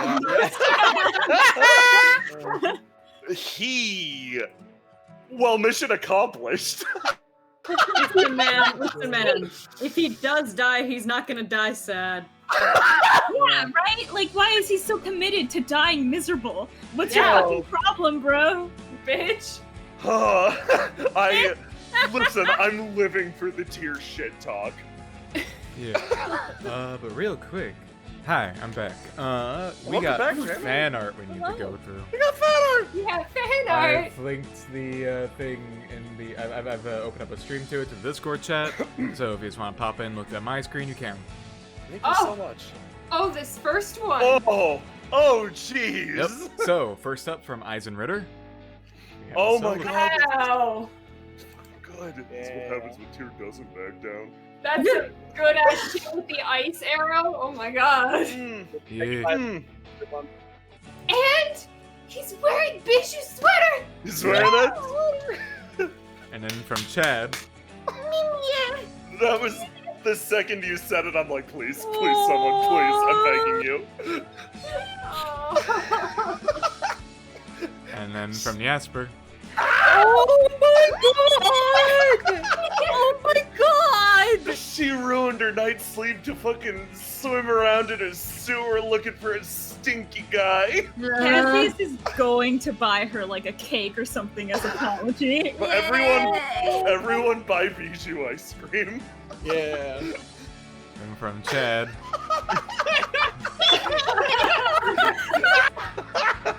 This is what happens when you're not around enormous people all day. Cassius is either around people who are taller than him or like 2 feet shorter than him. I can smell it sad. Fucking Muppet mouth kills me every time. And then from Jasper. Oh, with the glasses off. She looks Oh, great. she's so cute. Yeah. Also, thanks to Roma for drawing that. Yeah, thank you to Aroma for drawing that in a hurry due to circumstances. Thank you. You've been killing it this week. And then from Chad. He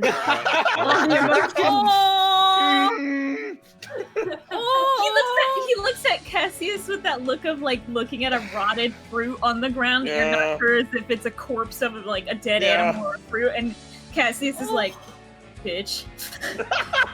Cassius is such a kind man. He has pettiness in his heart for one person, and his name is Julius Tier. Good. That's what Tier And wants. from Jasper. We are friends. They're friends. My friend!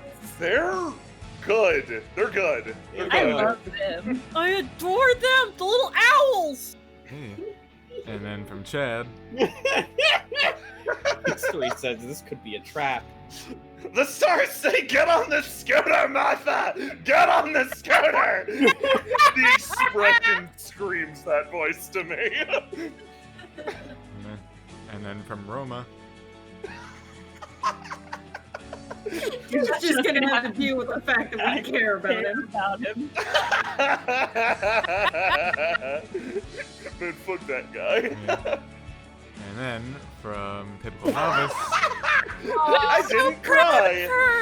Wow, she went the entire day without crying. That was the goal. Yeah, she did it. Hey. She did it. She Got won close. sessions without crying. Won. We got it. And then from Chad. He's a weeby boy. That was the split second when Cassius's red string failed on him. He's like, Fuck you, Tier. Fuck you. I'm gonna kill him. I'm trying to help you. And then from South Frost. Oh yeah, this is really cool. Oh, good trade. I can just imagine Professor Buru so much. It's so easy to imagine Professor Buru. Really is. Professor Buru. Oh yeah, that tracks. And then from Chad. The moth has been put in his place. These are phenomenal. Oh, Yeah. these are great.